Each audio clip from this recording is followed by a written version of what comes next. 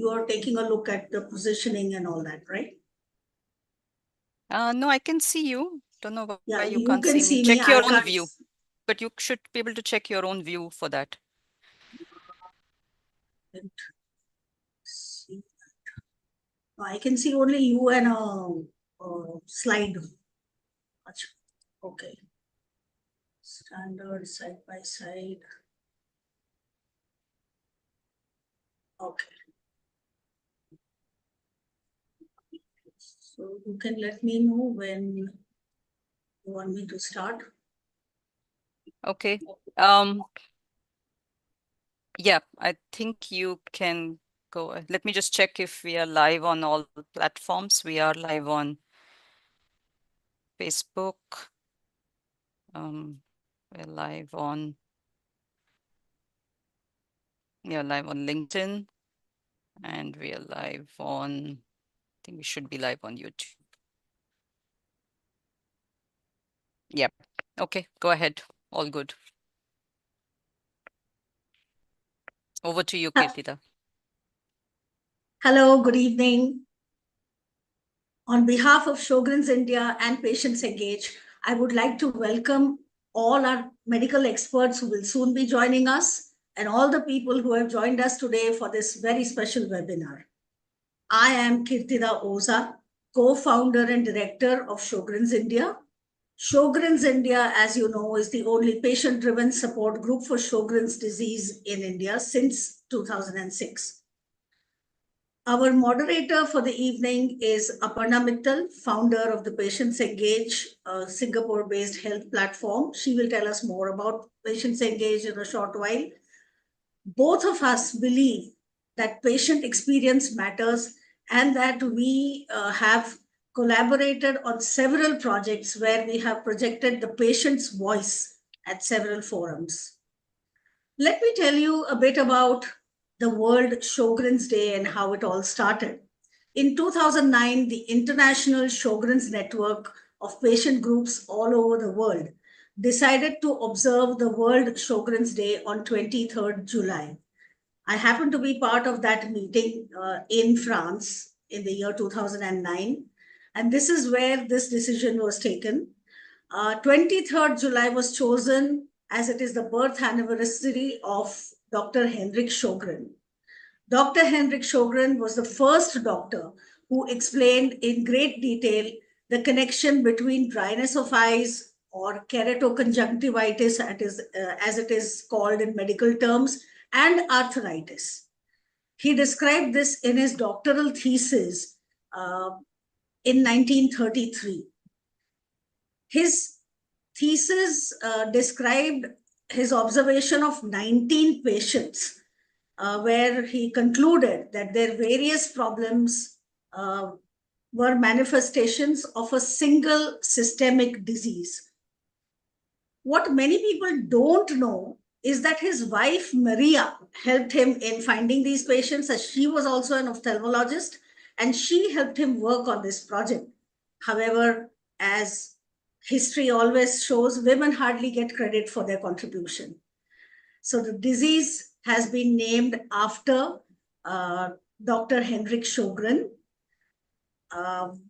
We must also remember that it initially was called Sjogren's syndrome, but as of last year, the nomenclature has changed and it is now referred to as Sjogren's disease, SJD.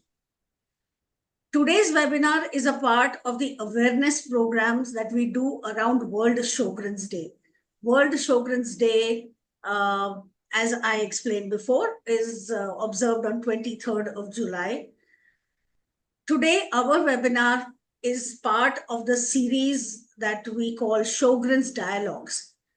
Sjogren's Dialogues enable doctors and patients to dialogue on topics chosen by patients. As you know, all of you are required to fill in registration forms with many questions. I've heard a lot of people ask me why we need to give so many details. But the reason we are asking you for all these details is that we analyze your responses, we understand what your major problems are, and that is how we decide on topics that we would take for the next webinar. Our first Sjogren's dialogue session discussed digestive challenges. The second one focused on neurological challenges, including dysautonomia and mental health in Sjogren's disease. Today, we are going to take up gynecological problems and urinary tract problems because these have been identified as being bothersome to patients, even above major organ problems like kidney, lung, heart, etc. So, in addition to these two topics that I mentioned, we will be discussing an almost taboo topic. We will be discussing sexual well-being. Our socio-cultural and personal inhibitions prevent us from asking for help in case we are experiencing any intimate challenges. We hope that today's session will help answer many of your questions and make you feel confident of seeking help.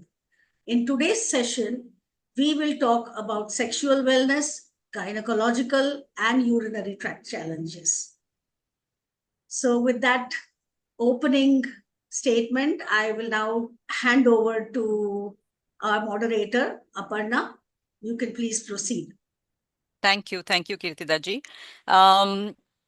I think as Kirtida ji has said, you know, PatientsEngage has been collaborating with Sjogrens India for many years now, and we're very in fact, I would like to even point out that I think a lot of the work we've done with rheumatic diseases started with our work with, Kirtida ji and Sjogrens India.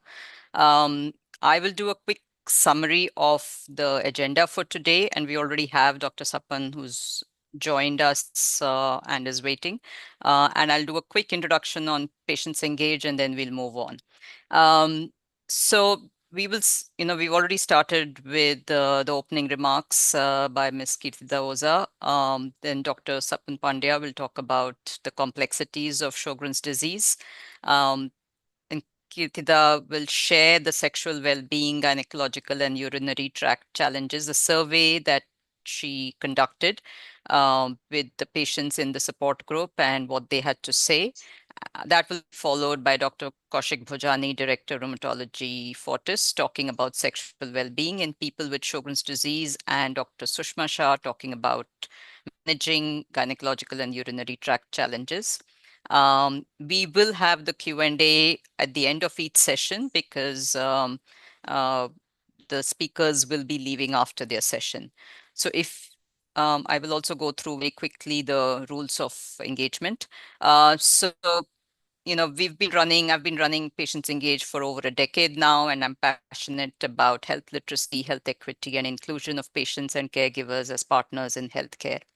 And PatientsEngage has dealt or, is a platform which center stages lived experiences of people with chronic diseases and allows them not just to share that information, but also we try and empower them to have meaningful conversations with their healthcare providers, as well as increasingly we are working to include the voices of patients in the healthcare system as well. So that's something that we are actively working over the last few years. And we have over 25 communities, over 70 medical conditions. And the reason that's important is nobody deals with only one condition. We're all dealing with multiple conditions, and it's important that we understand how they interact with each other, how to go better prepared, how to meet the right healthcare professionals, and most importantly, how to get involved in shared decision making by advocating for our own needs as patients, or the needs of our loved ones if we are family caregivers. And our social media sites is there. This webinar, it's live on our Facebook page, our LinkedIn page, and YouTube. And you can also check out the website, patientsengage.com. So coming to very quickly to the session today. Once again, as always, the information discussed here does not replace a medical consultation. So please do consult your doctor for specific medical issues or reach out to the panelists here directly for a consultation. This session is being recorded. If you're logged into Zoom, you can post your questions on the Q&A. If you're on Facebook or YouTube or LinkedIn, you can post them on the live feed and we will pick them up as we go along, but we don't have too much time, so we will try and address as many questions as we possibly can. Contact details of Sjogrens India, the WhatsApp number is +91 82 007 49362. And their email ID is sspatientgroup.india@gmail.com. And if you have an experience to share or you would like to engage on anything with PatientsEngage, you can write at editor@patientsengage.com. This session is expected to last about 2.5 hours, and I know it's long for people with chronic diseases, but it's really packed. So if at any point you need to take a bio break or rest, etc., please feel free to do so. I will come to Kirtida's introduction a bit later. Let me start first with Dr. Sapan Pandya's introduction. He's a consultant rheumatologist at Rheuma Care and assistant prof department rheumatology and medicine at Srimati NHL Medical College and SVP Hospital Ahmedabad. DM Clinical Immunology and Rheumatology from SGPGIMS Lucknow, past secretary of the Indian Rheumatology Association. He's got many publications and he's listed a couple here in the Rheumatology International as well as in the International Journal of Indian Journal of Rheumatology on methotrexate twice versus once weekly in RA, methotrexate and HCQ in CHIKV arthritis. Areas of interest are primary Sjogren's and palindromic rheumatism. Welcome, Dr. Sapan Pandya. He has been on PatientsEngage webinars a few times, so it's always a pleasure to have him join back. And let me stop sharing my screen and share his presentation.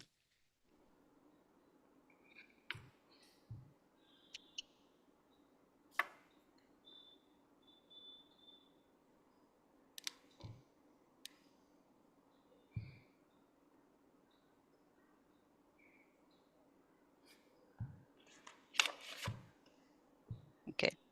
Over to you, Dr. Sapan, and you can. Thank you. We can't see his presentation. You can't see? No, we can see only your computer. Okay, I thought I did, but I will start again.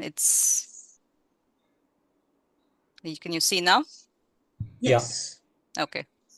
Thank you, Ms. Aparna. Thank you, Kirtida, for the introduction. And I suppose I was asking what language should I speak in, but I think I'll stick to English and a bit of Hindi. Is that fine? Because we might have some people who are, because some international. We have an audience from all over, so only Hindi or only English doesn't work. So mix of things, yeah. And I think I have about 20, 25 minutes. Is that right? 30? Yeah, and total 30, 35. So if it gives us about 10 minutes for question answers, I guess, depending on when you finish. Yeah. So that's what we normally do, that 20, 25 minutes, and then we'll I'd rather take up the question answer if there are any. So thank you once again. Can I move to the first slide? Yeah. So this was just a very good quote which was there in the New England Journal of Medicine only about 2-3 days back, and it was on humor that there's a perspective in New England Journal of Medicine. Usually there are one or two perspectives usually by doctors, but sometimes by paramedics also. And this was one such where one of the patients had been joking even in the face of having a cancer. And so the doctor writes that a patient's way of coping is not good or bad. It's simply the patient's best in a particular moment with the internal and external resources at hand. Acceptance is not better than denial. Humor is not better than anger.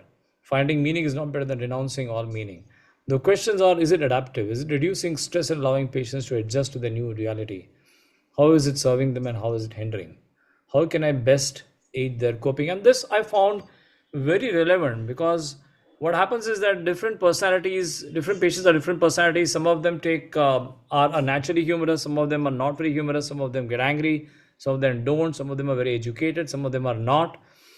तो कौन सा मरीज किस तरह से लेता है तुम्हारी बात, that is very important. My job, we all know कि क्योर तो होता नहीं है, हमेशा के लिए निकल जाए ऐसी बीमारियां तो ये है नहीं, but control of the disease and to help them cope with their problem. I think that is something that we all eventually land up doing.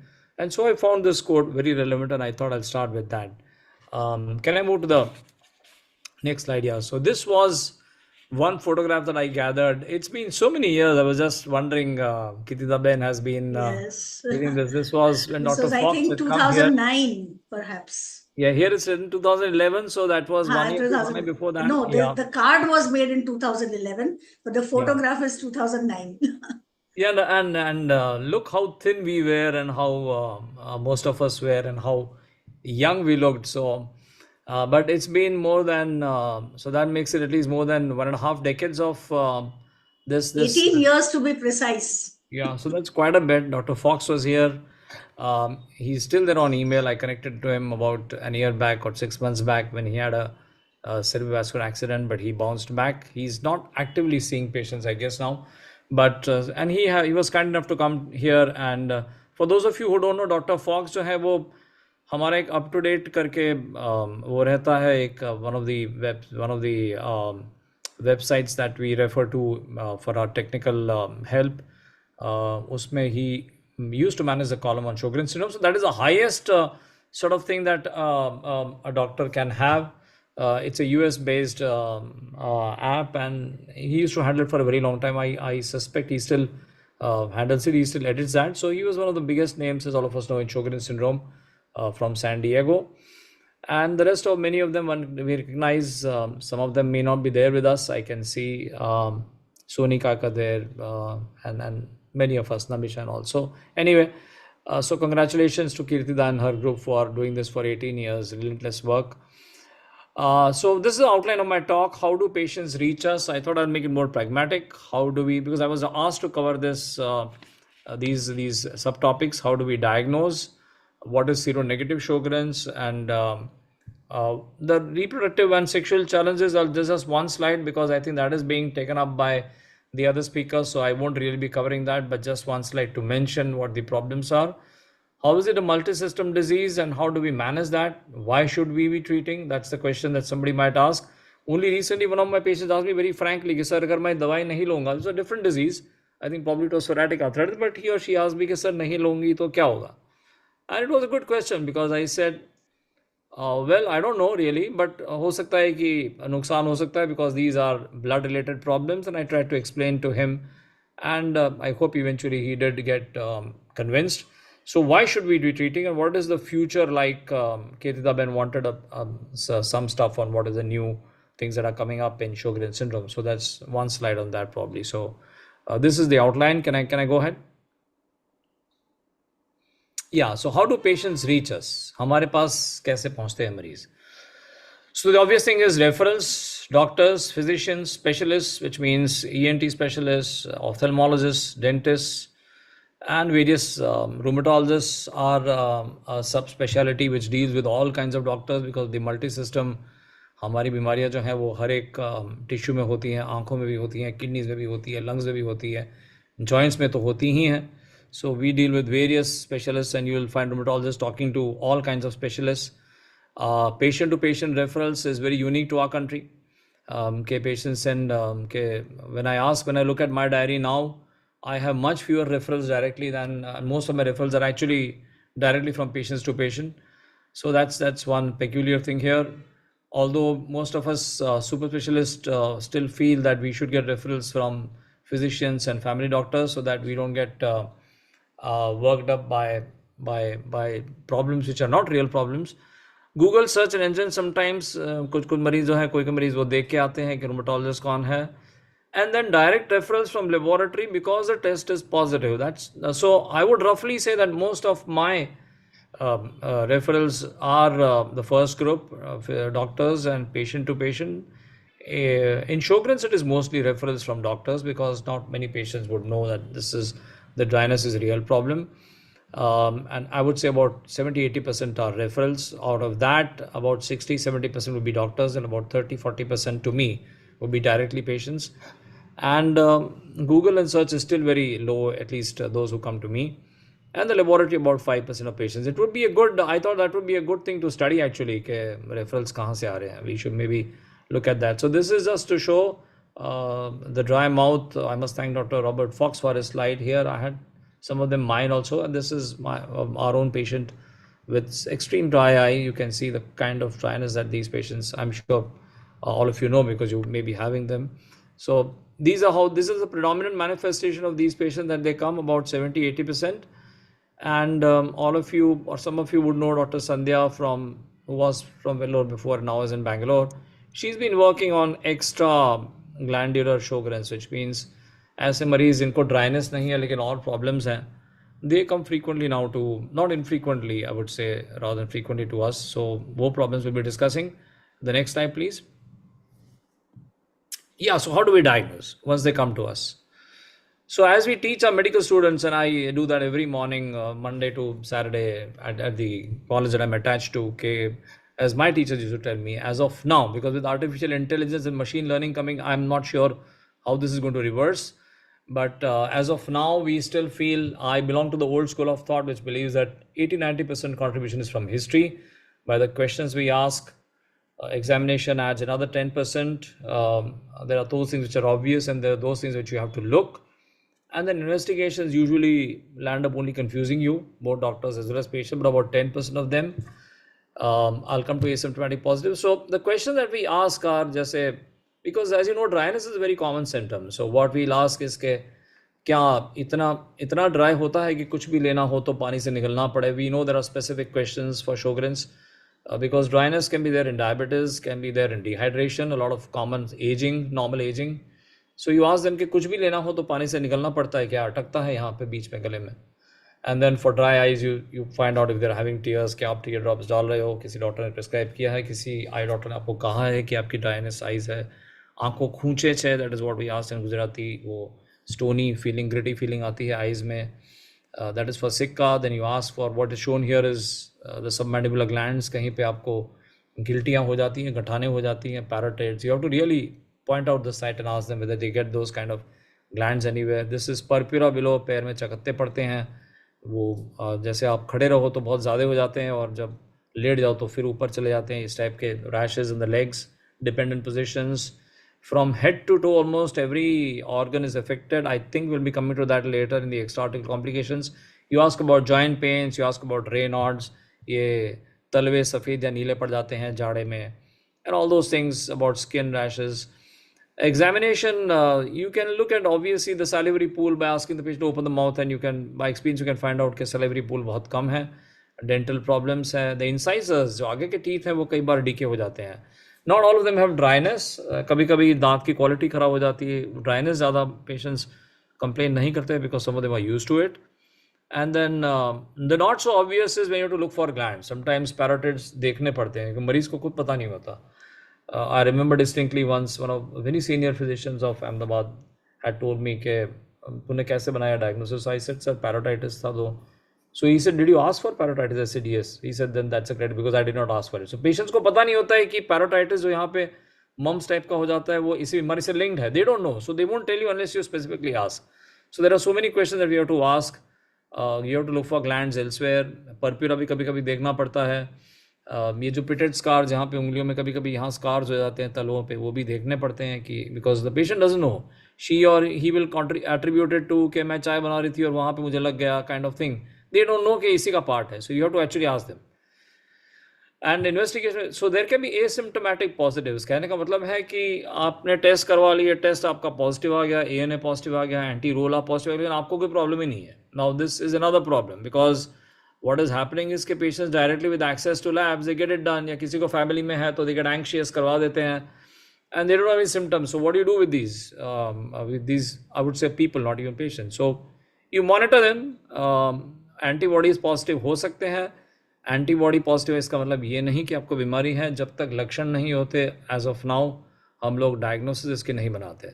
So I would advocate not to get any at least specialized tests done. If you want you can do a normal CBC, ESR and those kind of things and ask your family doctor, but not get sophisticated tests done because they can be positive in normal people also. So that is asymptomatic positives. Can I go to the next slide, please? Yeah. So, what is seronegative Sjogren's? Kirtida asked me to cover that. This slide shows the figures are very small. I hope some of you are able to see it, but I'll come to that. On the left side, what are the tests for confirming Sjogren's syndrome? So, एक बार आपने clinical diagnosis बनाया तो हम लोग confirm कैसे करते हैं? There are ocular tests. I think all of you know Sherman's test, जिसमें वो filter paper डाल के देखते हैं कि eye में कितना tear secretion हो रहा है. फिर लिसामिन ग्रीन डाई टेस्ट अब तो अहमदाबाद में भी हो रहा है वो, विच दे लुक एट कितनी ड्राइनेस है आइज में. Ophthalmologist do it. Oral tests like salivary flow rate, unstimulated and stimulated salivary flow rates is being done. Actually, Dr. Sandhya is going to share in one of our meetings how this is to be done, so that all of India, those interested in Sjogren's doctors, do that.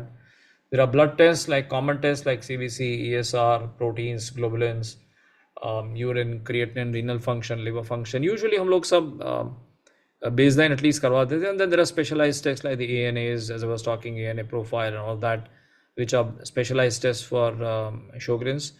Then there is imaging. आजकल ultrasound is coming in a big way. Ultrasound of the parotids. So what some of our colleagues even from India have shown कि मरीज को parotitis की complaint नहीं हो, मतलब यहाँ पे गिल्टियाँ नहीं हो रही हो, तो भी अगर सोनोग्राफी करते हैं तो उसमें दिखती हैं वो. So that is the Japanese College of Rheumatology had already included that in the criteria. So people are doing ultrasounds now, which is much easier and cheaper than MRI scans. Sometimes you need MRI scans to pick up the parotids and lymph nodes elsewhere.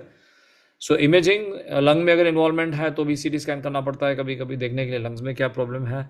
And biopsies. So biopsies का incidence definitely पहले से कम हो गया है, because जो newer criteria Sjogren's के आए हैं, आई थिंक 2016 में आए थे या 18 में आए थे, उसमें बायोप्सी अब मैंडेटरी नहीं है. सो इफ़ यू, उसमें स्कोरिंग सिस्टम है, मैंने वो जानबूझ के डालेंगे because that is for doctors. But if you fulfill some criteria, then you don't need biopsies actually. Before we were doing biopsies on almost all our patients. लेकिन biopsy यहाँ lip के अंदर के पार्ट से लेनी होती है और उसमें कंफर्म होता है कि कितना स्टेजिंग क्या है और Sjogren's है कि नहीं. What if blood tests are negative? That is called seronegative Sjogren's, as we call it. So on an average, now this is my own data which I presented about 2 years back. If you can see the numbers, I'm not sure if you can see that the total patients are 255. About that 94% were women. The mean age was 46.6. 6 साल से इनको ये disease था on an average. And the row positive was in, if you look at the extreme right column, 85% of patients who had done. La was positive in 63% of patients who had done. And both were positive in 61%. Now this is a higher number. If you look at world literature, and we don't know if India में ज़्यादा है, लेकिन हमारा ही मानना है कि referral bias है, क्योंकि as rheumatologists we get these patients who are ANA positive. Many of them just do the test and come to us. लेकिन अगर आप overall देखने जाओ तो I would say roughly 60 to 70% of patients will have the ANA tests, the ANA roll are positive in their blood. लेकिन 20 to 30% may never get the ANA positive in their blood. So that is called seronegative Sjogren's. अब उन मरीजों में diagnosis कैसे बनाएंगे? So most of them, अगर उनको dryness severe है मुंह में, आइज में, we would still do a biopsy because dryness can be very non-specific. जैसे मैंने बताया, डायबिटीज में, एजिंग में, डिहाइड्रेशन में, कुछ ड्रग्स में भी ड्राइनेस हो सकती है. So that doesn't mean these patients have Sjogren's. So usually we would get in those patients biopsies done to confirm कि ये Sjogren's है. The blood test में positive आता है तो of course then we are more sure that this, we won't need the biopsy, but otherwise we need the biopsy. So that is called seronegative Sjogren's. What is its importance? अगर आपके blood test negative है तो क्या वो differently behave करेगा जो positive उनसे?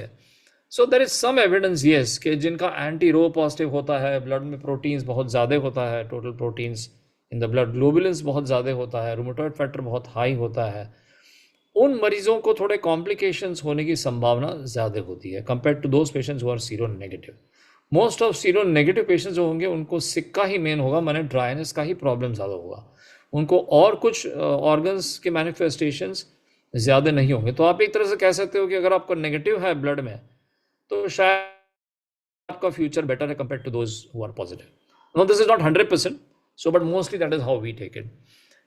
But you would still need a biopsy for the diagnosis or referral to a rheumatologist. Next, please.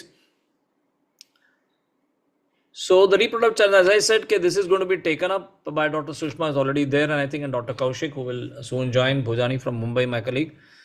So ये एक वेल्लोर की MBBS लड़की ने ये मेटा एनालिसिस किया था, उसमें उसने ये जो राइट साइड कॉलम है, यू कैन सी के retrospectives that about in different series spontaneous abortion, for example, if you go to the first, second, third and fourth column, then spontaneous abortions range from 9% to 29%. Stillbirths range from 1 to 1.5 to 3%.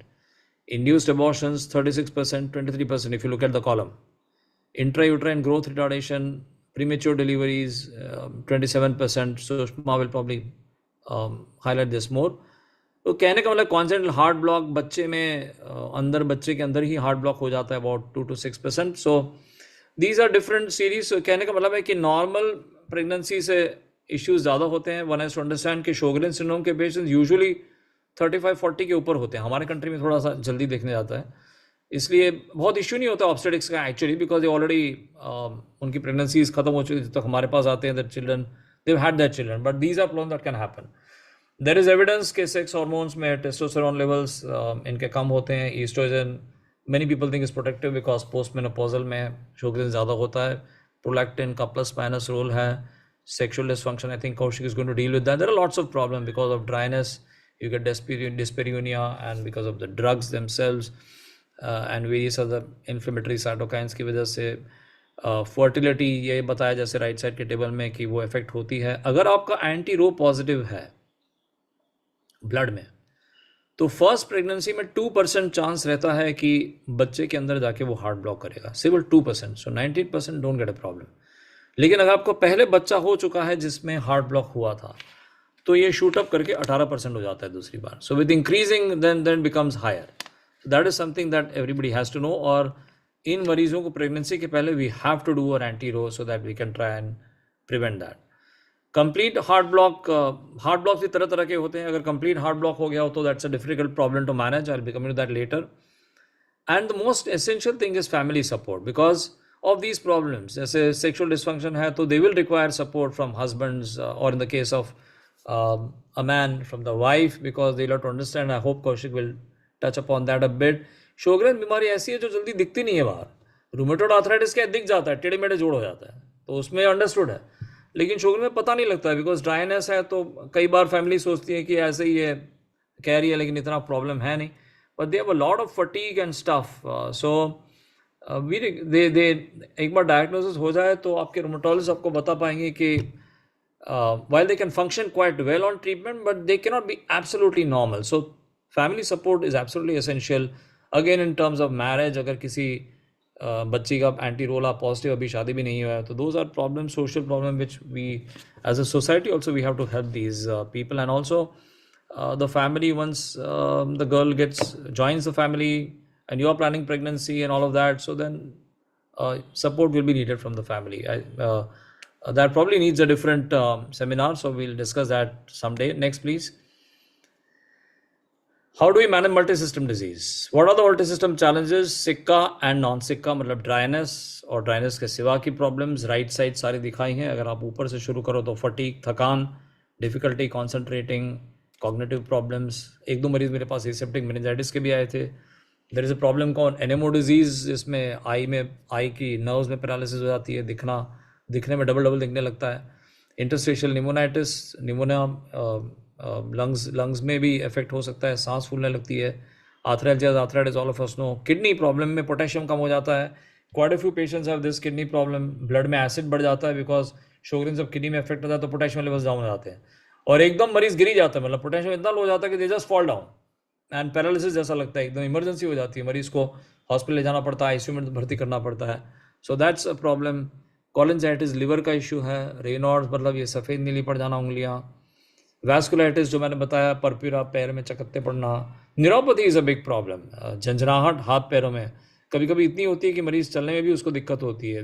They can't walk properly and they can't function properly. So these are again issues apart from dryness जो इन मरीजों में निकालनी पड़ती है. कई बार वो सामने से वो नहीं बोलते लेकिन हमें पूछना पड़ता है. Why should we treat? What happens if we don't treat? As I said, one is symptom relief already obviously because आप जिस चीज़ के लिए डॉक्टर के पास आए हो, बेटर क्वालिटी ऑफ लाइफ, वो तो पहले एड्रेस करना पड़ता है हमें. Preventing complications, So most of these patients, especially those जिनमें ग्लोबुलिन ज़्यादा है, ESR ज़्यादा है, एंटी रोला पॉजिटिव है, पैरालाइटिस रिकरेंट हो रहा है, इन मरीजों को अगर आप ट्रीट नहीं करो तो कॉम्प्लिकेशंस होने की संभावना ज़्यादा होती है. And I will be coming to the complications. Basically postponing mortality, because if you don't treat, especially in this subset of patients जिसमें ज़्यादा है, तो चांसेस हैं कि उनका आयुष्य थोड़ा लॉन्गिविटी थोड़ा कम हो जाएगा, about 5 to 10 years lesser. So and we have to balance that with the drugs, because drugs की साइड इफेक्ट्स भी होती है, so वो सब बैलेंस करना पड़ता है. Next please. This is the mortality, one slide which one study which showed के you can see there is a difference. नीचे वाला orange वाला, if you compare at 5 years, it's about 91% survival as against normal population. So about 10% कम हो जाता है in these patients. This is even after treatment. So if you don't treat them, this goes even down, further down. Next please. So this is one complication, lymphoma. शायद आप में से कुछ लोगों ने सुना होगा कि ये लिम्फोमा एक तरह का ब्लड कैंसर होता है जो बड़ा स्लो ग्रोइंग होता है, इसलिए बहुत धीरे धीरे बढ़ता है. लेकिन शोग्रेन्स के पेशेंट्स को 3.5 से 5 गुना संभावना ज़्यादा होती है कि उनको ये लिम्फोमा हो, specially if not treated.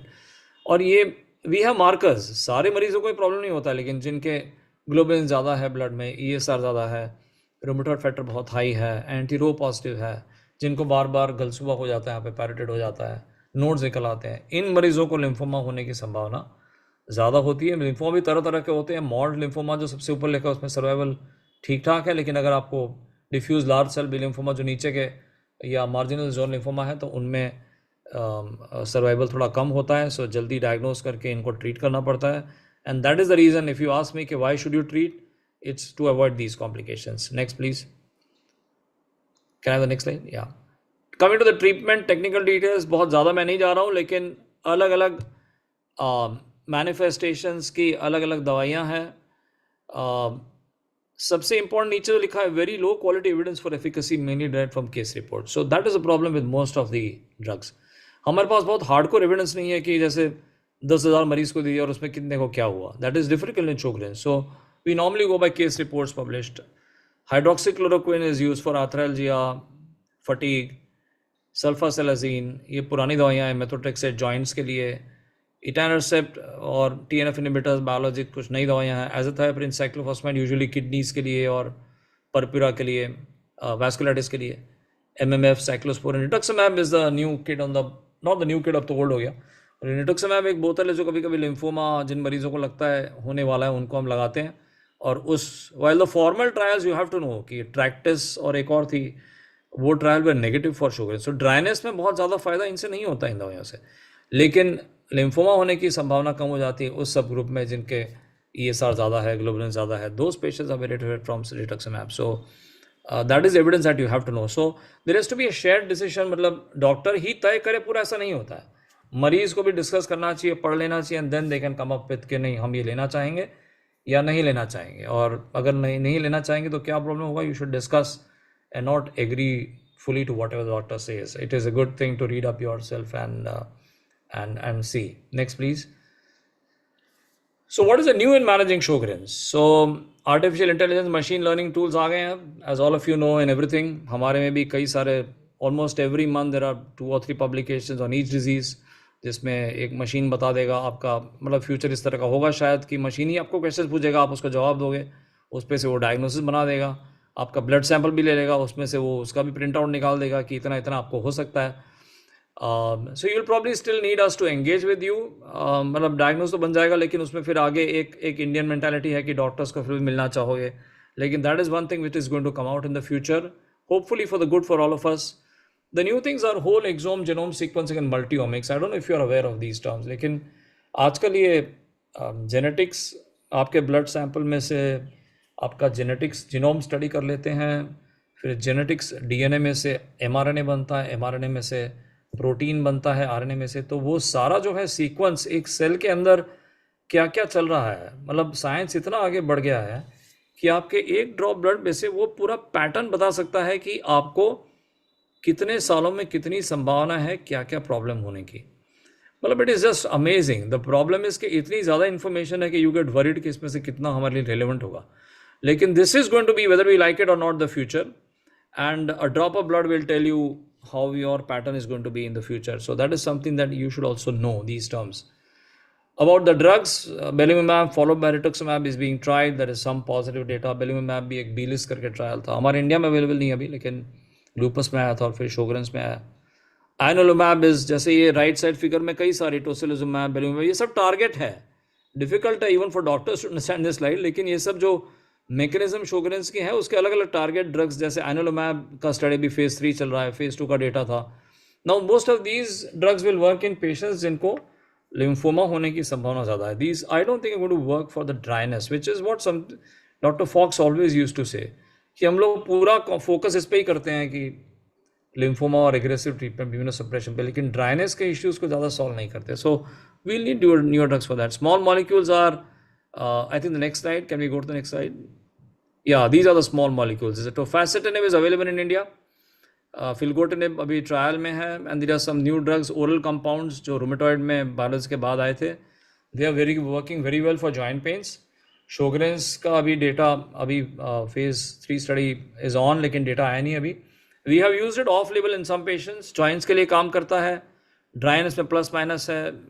Maybe Kaushik can also give his input whether he thinks it works. But in joint pains, fatigue and all of that, it does seem to work, but not for dryness from whatever we have used off-label in some patients. Tofasib is available in India and it's cheap. That's why we use that as second line now in many patients. So these are the new things that are coming. Next, please. So the takeaways.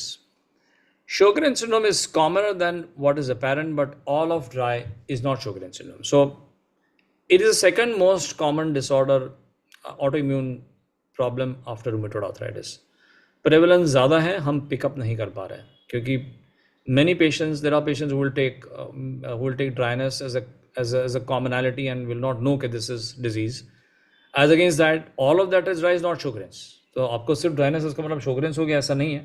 What I would advise is consult a family doctor physician for referral rather than getting unnecessary tests done, because they can be negative and you can still have Sjogren's, or they can be positive and you may not have Sjogren's.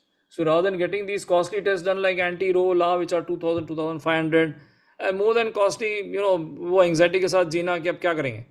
Better than that is to go to a family doctor, tell them कि sir मुझे लग रहा है मुझे Sjogren's से, आप मुझे referral कर दिए, it's fine. Yeah, if he is very confident, he or she, then they can tell you कि नहीं आपको नहीं है, it's fine.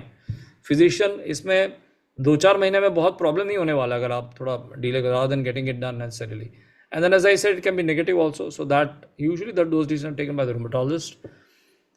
And keep scoring from the first over of this 20 days, so with together we can win this match. That is the most important thing. And I tell my patients now this because 2020 is a game that is easy to understand. कि अगर आपने rheumatoid हो, Sjogren's हो, lupus हो, अगर आपको पहले 5 over में 100 रन बना दिए तो प्रॉब्लम्स कम होंगे. The problem with us is के with the doctors is के डायग्नोसिस ही बहुत लेट होती है because of the referral system. अगर अर्ली भी हो गई तो कई बार मरीज नहीं मानते हैं कि हमें ट्रीटमेंट नहीं लेनी है. So then I think we have to strike a balance of these and because जितना जल्दी वो करवाएंगे उतना डैमेज कम होगा. That is something which is important no. This is a great line by one of my colleagues who is a professor of physiology from Bhavnagar, professor Swapnil, who came with this and I was surprised. मैंने उनका लिया तो बोले मैंने ही लिखा है. मैंने बोला I'm taking your quote कि every untreatable illness heralds gloom, every miracle cure is a boon. Between the two is human endeavor. The harness is the prowess of science in its full splendor. So have faith in science, be scientific, have a scientific temperament. Please ask questions, feel free to ask questions, write to us, email to us. हम जानते हैं हमारे पास time कम है लेकिन we'll manage. That's why we have the Sjogren's Foundation or Sjogren's India to support us. The last slide I think is another some photographs of some of the older ones. It is nostalgic to see these slides, to look at ourselves so young and some of the patients. Thank you. I'll be ready for any questions if there are any. Sorry. So a couple of quick questions. Doctor, thank you. I think that was a very quick summary of the entire condition. One question that's come in is what investigations to be done regularly and at what intervals? So again, that will depend on what kind of Sjogren's you have. If it is just Sika, then you may not always need investigation. Usually we do complete blood counts and liver function, renal function every 3 months, I'd say initially, and then every 6 months later on. Sometimes you need to look at the proteins. That's about it. Nobody repeats any NA and those things. And maybe imaging, agar bar parotitis ho raha hai, to you might do ultrasounds to look at what's happening there.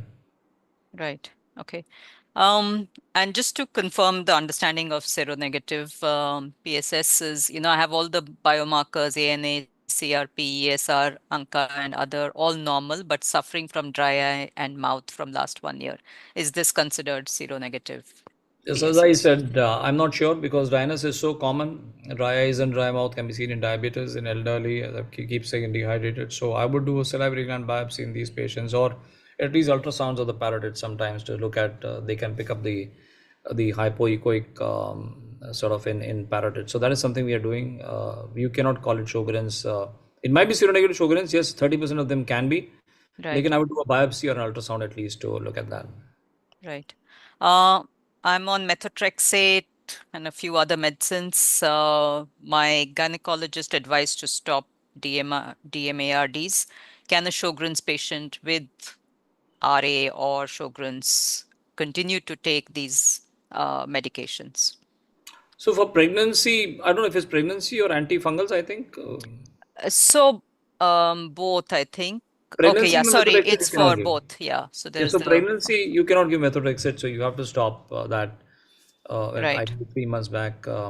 Hydroxychloroquine we advocate continuing. That's a problem that gynecologists stop. Like, and you have to actually continue because if you stop, that creates more problems.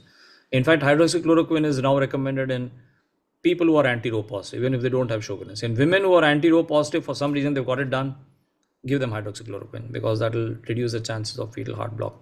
Otherwise, right, yes, take the antifungals and antibiotics as your gynec advices. If you're not planning pregnancy, you can continue methotrexate and stuff. right. So to the audience, please type your question. We're not going to be able to allow each one to speak up. Um, I think a couple of things I noticed that your clinical examination was quite detailed. So sometimes we have people from, and I think Sjogren's India has this issue. We have received queries asking for online consultation. What is your advice for that, especially when people are not in the, kind of tier one or, metro cities? I think something that's inevitably come up, like as I was saying, as NEI and ML, something that is going to inevitably come up, and we will need to manage those patients with. I don't do that personally. I sometimes find that I'm more used to seeing and touching my patients, so I prefer that. But having said that, if it's not easy, yes, an online consultation should help. There is evidence. It's as good as एक बार तो देखना पड़ेगा उसके बाद I Mm, mean new patient you would have to probably see follow-ups right, can be done on online. I think that's fine and there is evidence कि patients को सिखाया जाए तो वो खुद ही सब करने लगते हैं. We need to do these things in India certainly. right, right, I think there's one question on complements, and I don't think that's necessary in all patients. Somebody has asked. Only in that subgroup, which is complement, is again a risk factor for lymphoma and cryoglobulin. So a particular subset of patients might need to monitor complement, not all of them. It's a costly test. सबको जरूरत नहीं है. right. And how will long-term steroids and RA medicines affect probability of a healthy pregnancy? Well, so long-term steroids will cause more damage. There is a term called damage accrual, especially in children. Young children, children with Sjogren's and lupus especially, इसमें long term में वो होता है. I'm not sure if that would affect pregnancy unless the bones are really very osteoporotic and that. So in fact, in lupus especially, it actually helps. So अगर लेना है तो लेना ही पड़ता है वो. I don't think that's going to affect pregnancy in any way in that way. So if your doctor advises, you have to take those and continue the plan of pregnancy. And one question, doctor, do we have a standardized clinical guideline in India for Sjogren's? We haven't come out with any guidelines on Sjogren's. The Indian Rheumatology Association should come out, and I be part of the special interest group. I think we will take it up. That's a good suggestion. We haven't come out with any guidelines, but we should. Right. That's a point Right. taken. Thanks. There's a question. I have Sjogren's for 15 years, regularly showing to a rheumatoid doctor once a year. No medication so far. I have mouth dryness and vaginal dryness. Fatigue and leg pain are symptoms I have. Do I need to take medication? I think that's a specific question for the doctor who Mm, is looking at dryness is something that I think Kaushik are going to deal with vaginal dryness. But yes, most of them would need some kind of treatment. Okay. Kirtida, you have any follow-up questions? I know we are on the mark as far as time is concerned. You're on mute. Yes, I think we've covered a lot of ground, so I think we can move ahead. And All right. thank you, Dr. Sapan Pandya, for those nostalgic moments of photographs. And yes, it was indeed nice to see us so many years ago. Thank So you. with that, thank you Shows for you've being come a with long us. way from there as well. So I think So that's Dr. phenomenal. Sapan has probably been with us for every one of our events. Right. So that is a record. You So can he see the has damage helped us a accrual on the lot. face. Hi, Kaushik and Sushma. Yeah. Thank you. All So right. thank you very much. Thank you. Dr. Thank you so Sapan. much, Dr. Sapan. So hello, Dr. Kaushik and Dr. Sushma. Thank you for joining us. So Yeah, so I will can do, stop I share. think I have stopped share. Are you Yes, seeing anything? Yeah. you can formally introduce me and give Yeah. me my So I'll do slot. that. Yeah.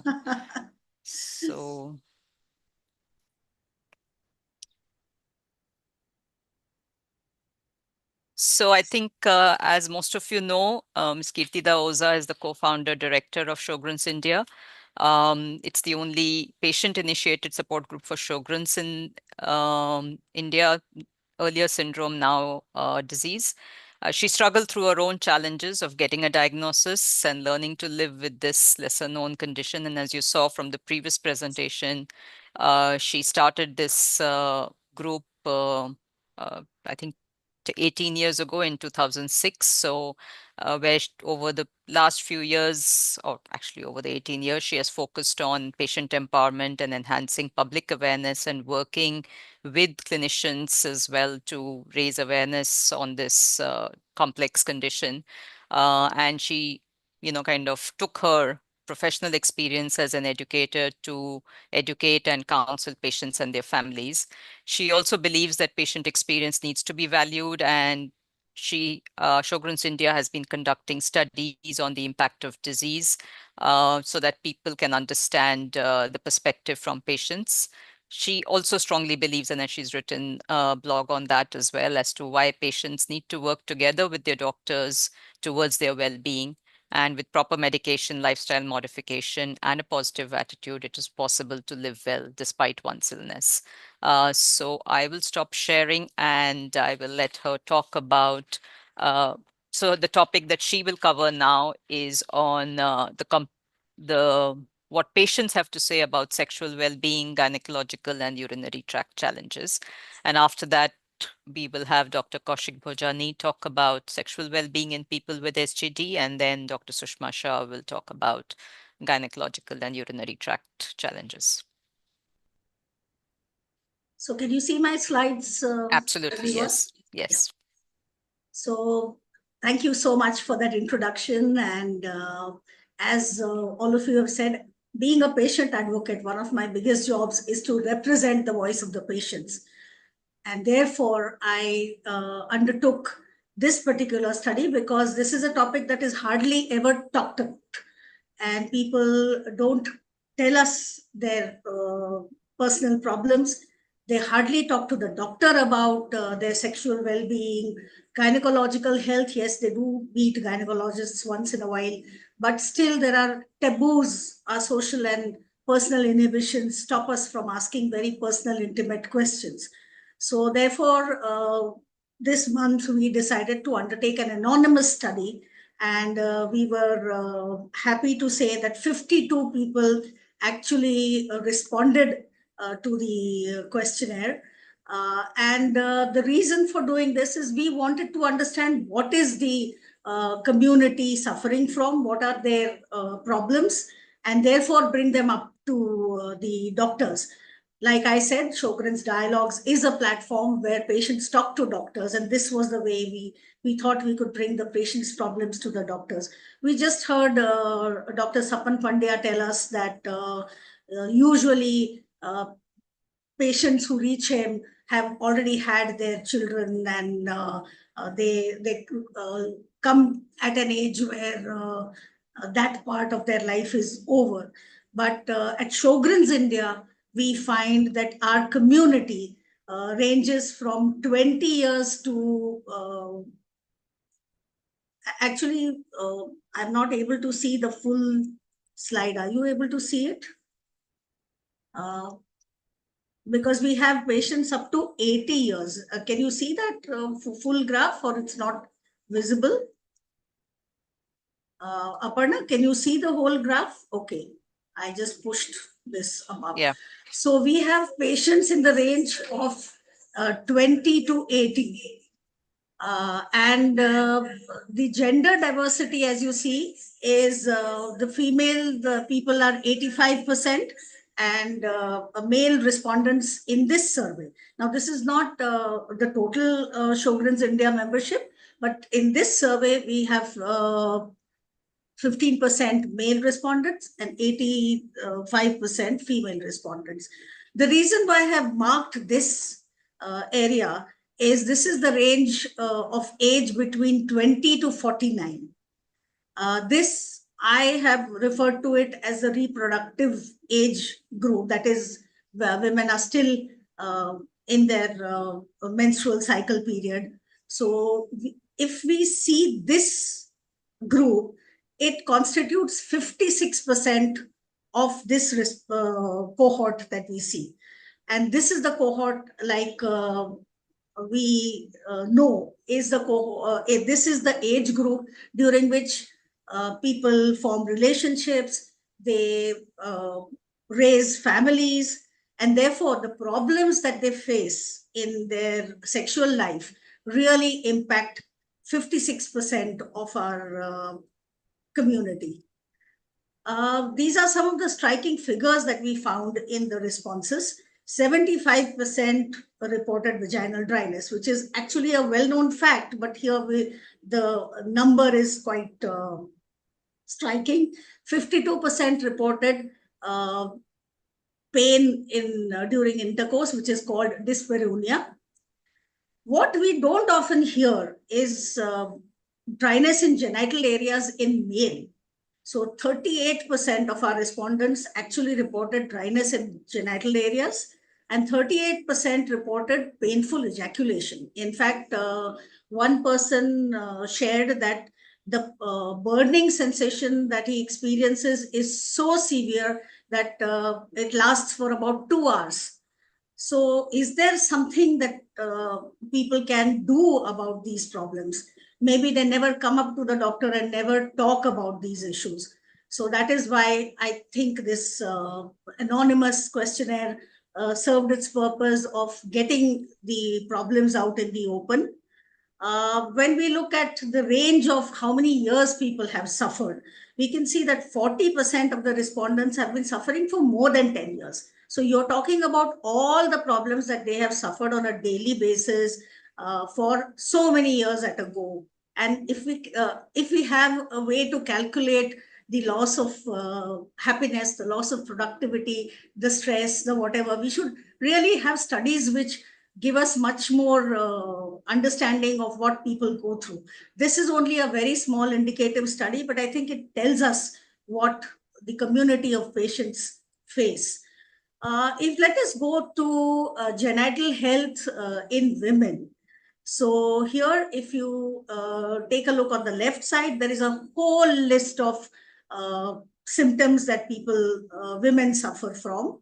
So we have the most striking ones are 75% women reported vaginal dryness, as we've said before, and 52% reported pain during intercourse. But besides those two figures, we also have vaginal burning, itching. We have hormonal imbalance in 43% people, vaginal discharge in 30% women, pain in vulva. 14% women actually reported the narrowing of the vaginal canal.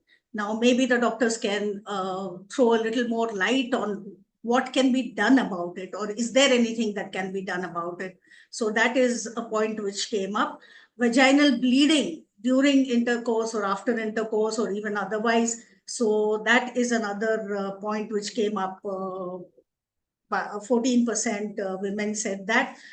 Repeated miscarriages has been reported here, but Dr. Sapan Pandya gave us a scientific analysis of that, so I won't go into that.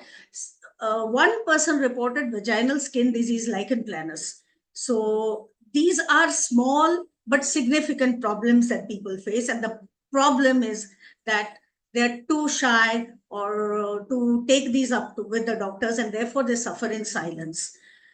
If we look at men and what their problems are, we have already seen that painful ejaculation and dryness in genital areas is reported by 38% of the male respondents. Erectile dysfunction is reported in 1/4 of the male respondents. Now, this may not be unique to Sjogren's syndrome.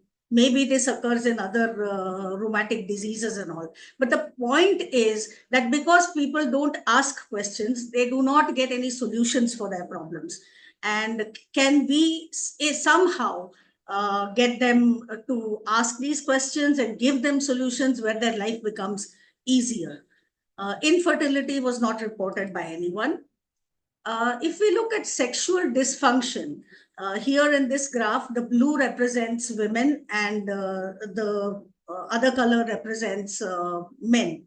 So 83% totally from the 52 respondents reported a decreased sexual desire. 67% reported emotional distress.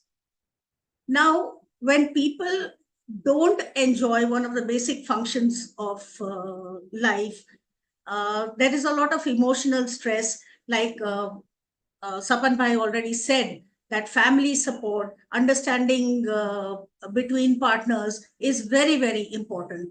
So these are all things that are behind a person's emotional distress and things like that. So we need to find out more. We need to do in-depth studies on these issues. And I hope that this indicative study will spur more scientific studies from doctors, and we will get to know more about these issues. So decreased intimacy was reported by 29 women and 4 men. Decreased sexual satisfaction was reported again by 29 women and 3 men.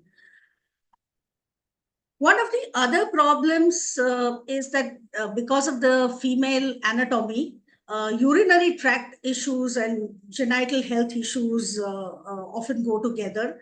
So in women especially, we find a lot of urinary tract related problems, a lot of infections. Dr. Sushma Shah may probably throw more light on how to deal with that. But the problems that we identified from the community was frequent urination during the day and having to get up at night several times. 23 women reported that, 3 men reported this problem. So 50% of people actually suffer from this issue. Urine urgency is another issue which is seemingly high. 48% people have reported that. Urinary tract infections occur in 44% of this cohort. Incontinence is another issue. That is, again, an issue which causes people to become social recluses. And maybe there are solutions which we can give people, and they don't need to just sit at home and lead miserable lives. Painful bladder could be interstitial cystitis or could just be some other form of painful bladder. So 15% have reported that. And bedwetting was reported by 6% patients. We finished the part on genital health and urinary tract diseases. Let us go on to gynecological health, but we will basically deal with only pregnancy and the outcomes at this stage. We need much more in-depth studies for all the problems that people face. So what do patients say? Pregnancy anxieties are real. So 17 women told us that I'm worried, will I pass my illness to my child? I think this question must be coming up to all the rheumatologists every time they discuss pregnancy. Women are anxious about getting pregnant.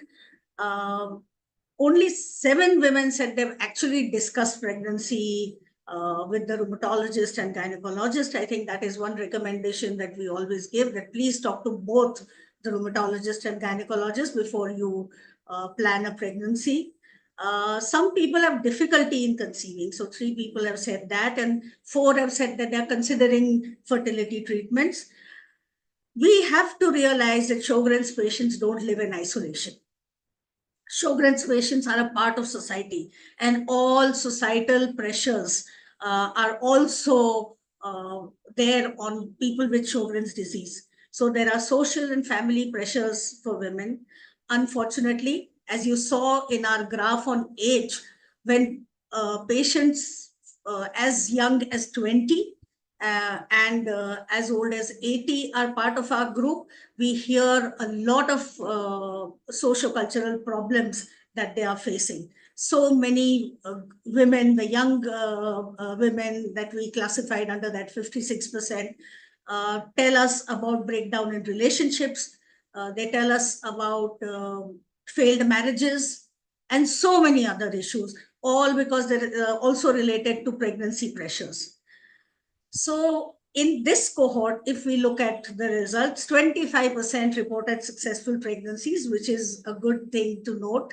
19 out of these, that is 75% of the people who reported successful pregnancies, were able to breastfeed their baby. That is another concern that patients have. Will I be able to breastfeed my baby?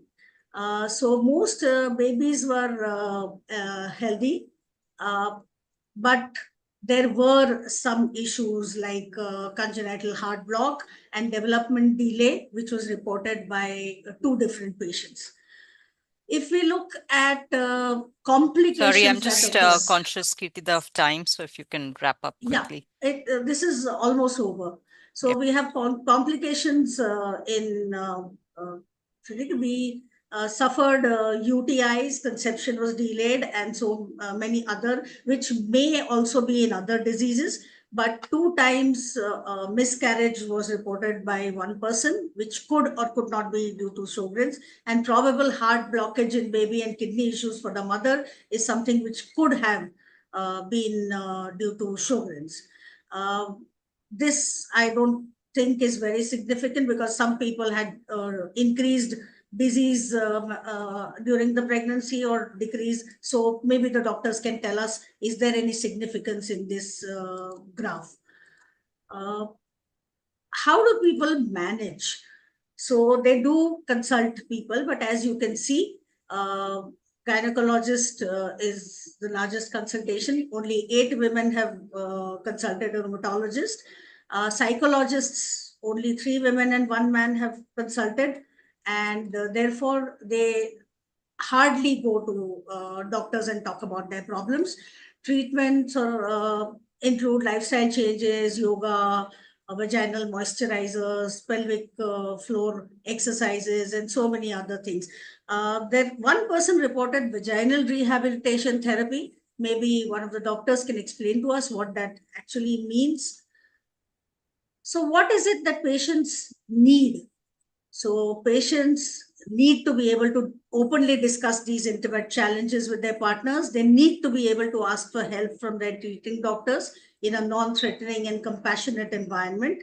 They need to be educated on how to manage these challenges with lifestyle modifications and available medicine. And most importantly, they need to stop suffering in silence and ask for help.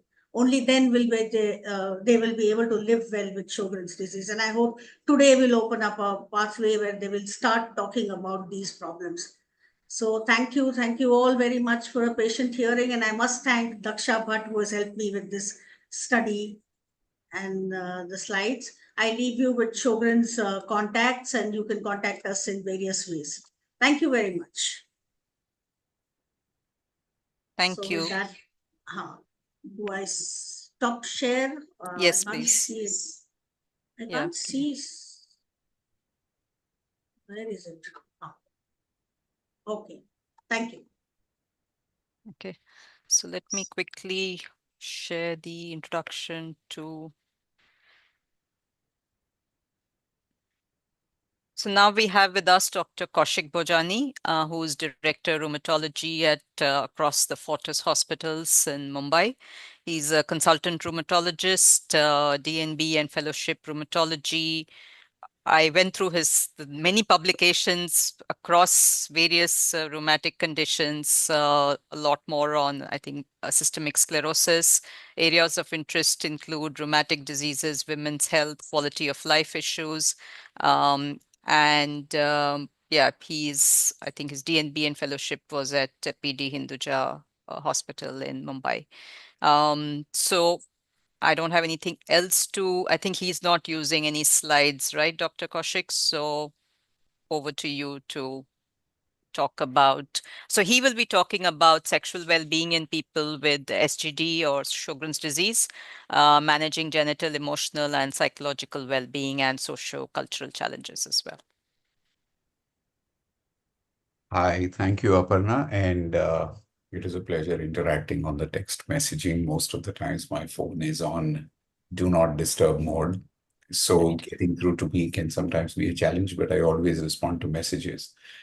We are about 10 minutes late compared to the time that I was told, and I don't know whether you guys have time pressures, but I am okay to cut down my time. It's just that there are three things. मुझे तीन चीजों के लिए slides नहीं रखनी थी। सबसे पहली चीज ये कि अगर जो मैं स्लाइड्स रखता हूं तो मेरा पूरा कॉन्वर्सेशन जो है सिर्फ स्लाइड पे होगा। पेशेंट्स का जो ध्यान है वो सिर्फ स्लाइड्स पे रहेगा। सवाल जो उनके मन में होंगे वो आएंगे नहीं, और कॉन्वर्सेशन जो है वो मेरी तरफ से डिक्टेट हो जाएगा जिस तरह से मुझे करना है। इस तरह से पेशेंट से बात नहीं होती, कम से कम मेरे विश्वास में। मेरे को ये लगता है कि हमें बात पेशेंट से इस तरह से करनी है कि पेशेंट जो है वो टेंस ना हो जाए। स्लाइड्स में हम गंदे पिक्चर्स दिखाते हैं, स्लाइड्स में हम बड़ी बड़ी बातें करते हैं, ये बीमारी हो गई, वो बीमारी हो गई, ये हो गया, वो हो गया, and that creates an unnecessary anxiety and it biases it. It's like हम एमडी के एग्जाम में क्या करते थे, जानबूझ के अगर जो कोई केस पता नहीं हो तो जानबूझ के एक जवाब गलत दे देंगे, और वो उस तरह का गलत जवाब देंगे कि टॉपिक ऐसा एग्जामिनर पूछे जो हमें ऑलरेडी पता हो। And that's what happens with slides. I don't want to do that. So I have kept the conversation open only because of the fact that I want to talk to people. I could have made slides and I could have done whatever. So getting to the topic, Sjogren syndrome में होता क्या है? अब यहाँ पे I am presuming कि सारे ही जो participants हैं वो patients ही हैं. So I will go by that. Sjogren syndrome, you have dry eyes, you have dry mouth, और हमारा focus arthritis, nervous system, cardiology, respiratory, ये सब पे चला जाता है। But what is the bottom line?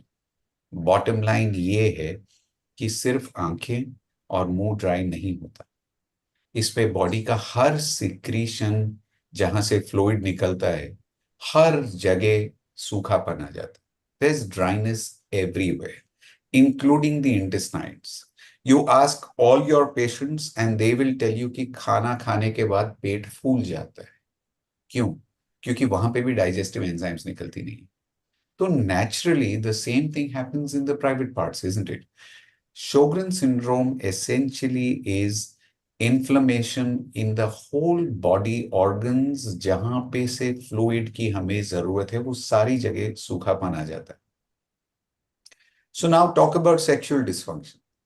Sexual dysfunction में आंखें सूख रही हैं, चलो आपने आई ड्रॉप्स डाल लिए, बड़ा आसान। चश्मे पहन लिए so that you prevent your dryness, your tears जो भी थोड़े बहुत कम बचे हैं आंसू, उनको बचाने के लिए आप चश्मे पहन लीजिए। I recommend it to all my patients कि आप गैस के पास खड़ी रहती है, पंखे के नीचे बैठ के आप बुक पढ़ती हैं, कार में ट्रैवल करती हैं, एसी का ब्लास्ट आता है, ऑटो रिक्शा में जाती हैं तो धूल आती है, गर्मी आती है। So wear protective glasses, 0 number के बेशक पहन लो अगर जो आपको चश्मे का नंबर नहीं है। So now what about the teeth? दांत, दांत खराब होने लगते हैं बिकॉज सलाइवा नहीं है। अगर जो दांत खराब होते हैं then at the same time आपके मुंह में से स्मेल आने लगती है। Would you be in a position to get intimate with your partner if your mouth is smelling?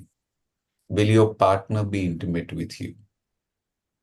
अगर जो स्मेल आ रही है, दांत खराब है, दांत गंदे दिख रहे हैं, आपने डेंटिस्ट के पास कितनी भी ट्रीटमेंट करा ली, रोज नई कैविटी आ जाती। सो मुंह सूख रहा है, मुंह ड्राई हो जाता है, बीच बीच में आप पानी पी रहे हैं। आप अगर जो अच्छा सा प्यार भरा कॉन्वर्सेशन भी कर रहे हैं, बातचीत भी कर रहे हैं अपने पार्टनर के साथ, तो बीच बीच में पानी की बोतल उठा के पी रहे हैं। You can not even have a proper 15 minute conversation with your partner. तो सेक्सुअल इंटीमेसी में क्या होगा? Now there's vaginal dryness. I was reading the survey which Kirtida had done, which is commendable, really commendable, because मेरा experience ये रहा है कि बहुत साल पहले मैं इस टॉपिक को सामने से छेड़ता था और पेशेंट्स स्कैंडलाइज हो जाते थे, ये डॉक्टर तो हमारी प्राइवेट लाइफ के ऊपर चला गया। एंड आई रियलाइज कि इंडिया में अभी तक ये एटीट्यूड आया ही नहीं है। और शायद मैं एक मैवरिक हूँ, मैं एक रिबेल हूँ, जो I am trying to look at quality of life. So it backfired on me, and so I stopped asking these questions. The whole purpose of asking these questions was to understand बीमारी कहाँ तक आपकी life को परेशान कर रही है, quality of life. There is an entire female sexual function index, और अगर जो आपका स्कोर जितना ज्यादा है, वो स्कोर मतलब आपकी सेक्सुअल वेलनेस इतनी अच्छी है, जितना कम है इसका मतलब आप सेक्सुअली अनवेल है। एंड 20 के नीचे हो तो that's considered to be really unwell. So from that angle, I was interested in this part 20 years ago when I started practice. I used to ask these questions and patients used to get scandalized. इसलिए मैंने धीरे धीरे, यहाँ पे उल्टा होता है, आप लोगों ने अपना पर्सपेक्टिव बताया कि पेशेंट शर्मा जाते हैं बोलने के लिए। मैं एक ऐसा उल्लू था जो सामने से पूछ रहा था, तो लोग ऐसे देखते थे जैसे मुझे उनकी सेक्सुअल लाइफ में इंटरेस्ट है। So I just stopped asking questions. And this is the reality. This is where the gap comes. The gap comes because patient समझते हैं कि ये कैसे डॉक्टर से बात करे, और डॉक्टर ये समझता है कि मैं इससे बात करूं तो ये क्या सोचेगी। इसलिए आपको एक अलग पर्सपेक्टिव दे रहा हूं। एंड इसमें वजाइनल ड्राइनेस होती है तो नेचुरली लुब्रिकेशन नहीं है, तो how can you have a proper enjoyment, or how can you, this is a natural function, isn't it? This is a normal part of human lives, human beings. Everything is not about just making a baby. It's about intimacy, it's about sharing love and all of that, and you are not able to do it, and so naturally एक depressive component आ जाता है। अच्छा, जो आपका partner है उससे ये आपने बात करी, डॉक्टर तो बहुत दूर की बात। अच्छा, अगर जो बात करी तो वो समझ पाया, क्योंकि उसकी भी तो एक रिक्वायरमेंट है, और उसकी रिक्वायरमेंट है, so he is upset, he is wondering as to what to do now, because he is committed to you, he is your partner, and he is having expectations from you, उससे उसकी भी कुछ उम्मीदें होती हैं। सो अगर जो शोगरेन सिंड्रोम का एक पेशेंट है और उसके अंदर उसके पार्टनर के साथ भी आपने काउंसलिंग नहीं करी, तो नेचुरली एक शादी में तो तनाव आ ही जाता है। शादी छोड़िए, कोई भी रिलेशनशिप में, it doesn't have to be just marriage in today's age, but the fact is that अभी तक हम इंडियन कल्चर में most people are married, and marriage is a very sacrosanct institution. Abroad, the relationships are different, they are open, but either which way जो भी partner है उसको तो ये असर होता ही है। नाउ उसके ऊपर आप उनको उनको फाइब्रोमाइल्जिया होता है, मसल पेन्स होती हैं, और आप उनको दवाइयाँ दे रहे हैं उसके लिए, वो सारी दवाइयों से मुंह सूखता है, आंखें सूखती हैं, और वो सारी दवाइयों से सेक्सुअल फंक्शन में भी सूखापन और आ जाता है। So there is another problem here, and the other problem is the fact that हम जो दवाइयाँ दे रहे हैं, आपने अभी डॉक्टर सपन को मेथोट्रेक्सेट, हाइड्रोक्सीक्लोरोक्विन, इन दवाइयों के बारे में पूछा, but in that list of questions और द लिस्ट ऑफ ड्रग्स ये दवाइयाँ नहीं आई। आप गाबापेंटिन यूज करते हैं, आप प्रीगैबिलिन यूज करते हैं, आप ड्यूलॉक्सिटिन यूज करते हैं, इनसे भी तो सूखापन आता है, और ये ऑलमोस्ट 50% ऑफ विमेन में ये दवाइयां यूज होती हैं, बिकॉज या तो इनकी बॉडी दुख रही है या तो ये डिप्रेस्ड है। तो ये सारी जो न्यूरोसाइकाइट्रिक मेडिसिन होती हैं जो फाइब्रोमाइल्जिया में यूज होती हैं, शोगरन्स में फाइब्रोमाइल्जिया इज वेरी कॉमन, और वो होता है न्यूरोपैथी की वजह से, क्योंकि नसें कमजोर पड़ जाती हैं। सबसे बड़ा एग्जाम्पल तो कीर्तिदा का है। कीर्तिदा से मेरी दोस्ती हुई है 2003 में, after she diagnosed her own Sjogren syndrome and she came to my boss in Mumbai. That's when I got to know her for the first time. That she didn't know Sapan at that time. We sent her to Sapan. That's the story. And so she's been a friend for so long. And she had severe body pain. I don't know whether she still has it. Sapan is looking after and she is managing herself, because now she is possibly more knowledgeable than some of the younger rheumatologists now. And so she possibly manages her own illness. But there is a neuropathic component. नसें दुखती हैं, उसमें भी यही दवाइयां use होती हैं, जिससे सूखापन सब जगह पड़ता है. So you have one more component. And then you talk about males. Of course, what I want to bring about is that male Sjogren's on its own is very, very small in comparison to the female Sjogren's component. And if you get a male Sjogren's, start thinking of lymphoma. Rule that out. Because very often a male Sjogren's is either chemotherapy related or it's lymphoma, and you shouldn't miss that.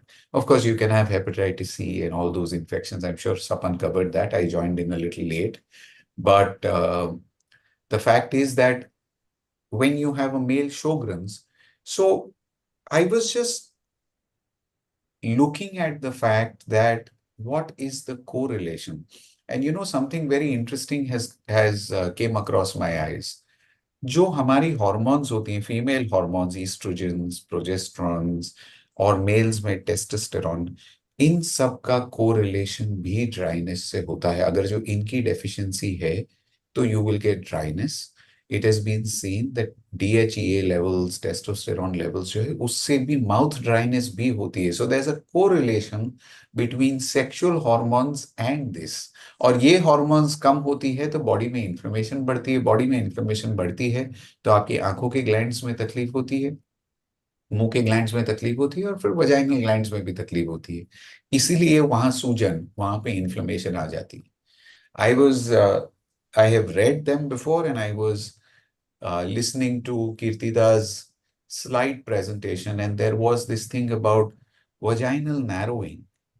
तो vaginal narrowing होती है once again because inflammation है. तो अगर जो आपको body में कहीं पे भी, अगर जो अब सब्जी काटते हुए अगर जो आपको लग जाए, या आप खाना बनाते हुए आपको अगर जो कहीं पे जलन जल जाए, तो उसके बाद वहां पे स्कार हो जाता है. वहां पे जब हीलिंग होती है तो स्कार होता है, वहां की स्किन टाइट हो जाती है. सिमिलरली वजाइना के आजू बाजू अगर जो नॉन स्टॉप इन्फ्लेमेशन है तो स्किन तो वहां की भी टाइट होगी, तो वजाइनल नैरोइंग वहां पे भी होगी. लाइकवाइज इन मेन, अगर जो सेमाइनल फ्लूइड सूख रहा है, और अगर जो सिर्फ सीमेन है, सेमाइनल फ्लूइड जो होता है वो अल्कलाइन होता है, उसमें एसिड नहीं होता, और वो आपने कम कर दिया तो जलन तो होनी है. तो बर्निंग के बारे में कीर्तिदा बता रही थी. सो ये भी हो जाता है. दो एज आई सेड कि males, I have dealt with only 2 male Sjogren's in my life and both were lymphomas. One was hepatitis C and one was a lymphoma. But otherwise, there has essentially been women. But how do you manage to have a satisfactory sexual life when you have so much of dryness, when you have so much of burning, when you have so much of friction, and बहुत बारी women get cuts because of the fact that वो skin में lubrication है ही नहीं. अगर जो skin में lubrication नहीं है, and Kirti was very right. हम ये जो बात करते हैं कि शोगरन सिंड्रोम जो है ये ज्यादातर 35-40 के बाद होती है, ऐसा नहीं. You have young girls with Sjogren's and I have a lot of them because I have to deal with their pregnancy issues. बहुत बारी तो आजकल शादियां भी थोड़ी सी लेट होती हैं, तो उसकी वजह से women in their 30s come in and they have Sjogren syndrome.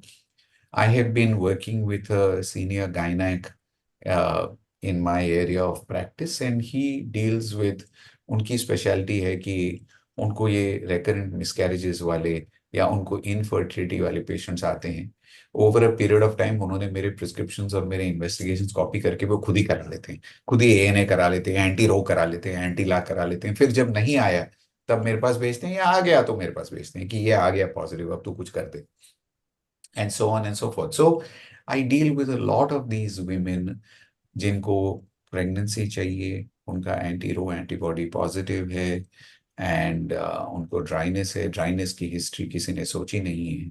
उंगलियों में उंगलियां बिल्कुल रेनॉल्ड्स लूपस की तरह तो नहीं हो जाती हैं, स्क्लेरोडर्मा की तरह तो नहीं हो जाती। अच्छा, स्क्लेरोडर्मा में मैं काम करता हूँ बहुत सालों से, बहुत सालों से।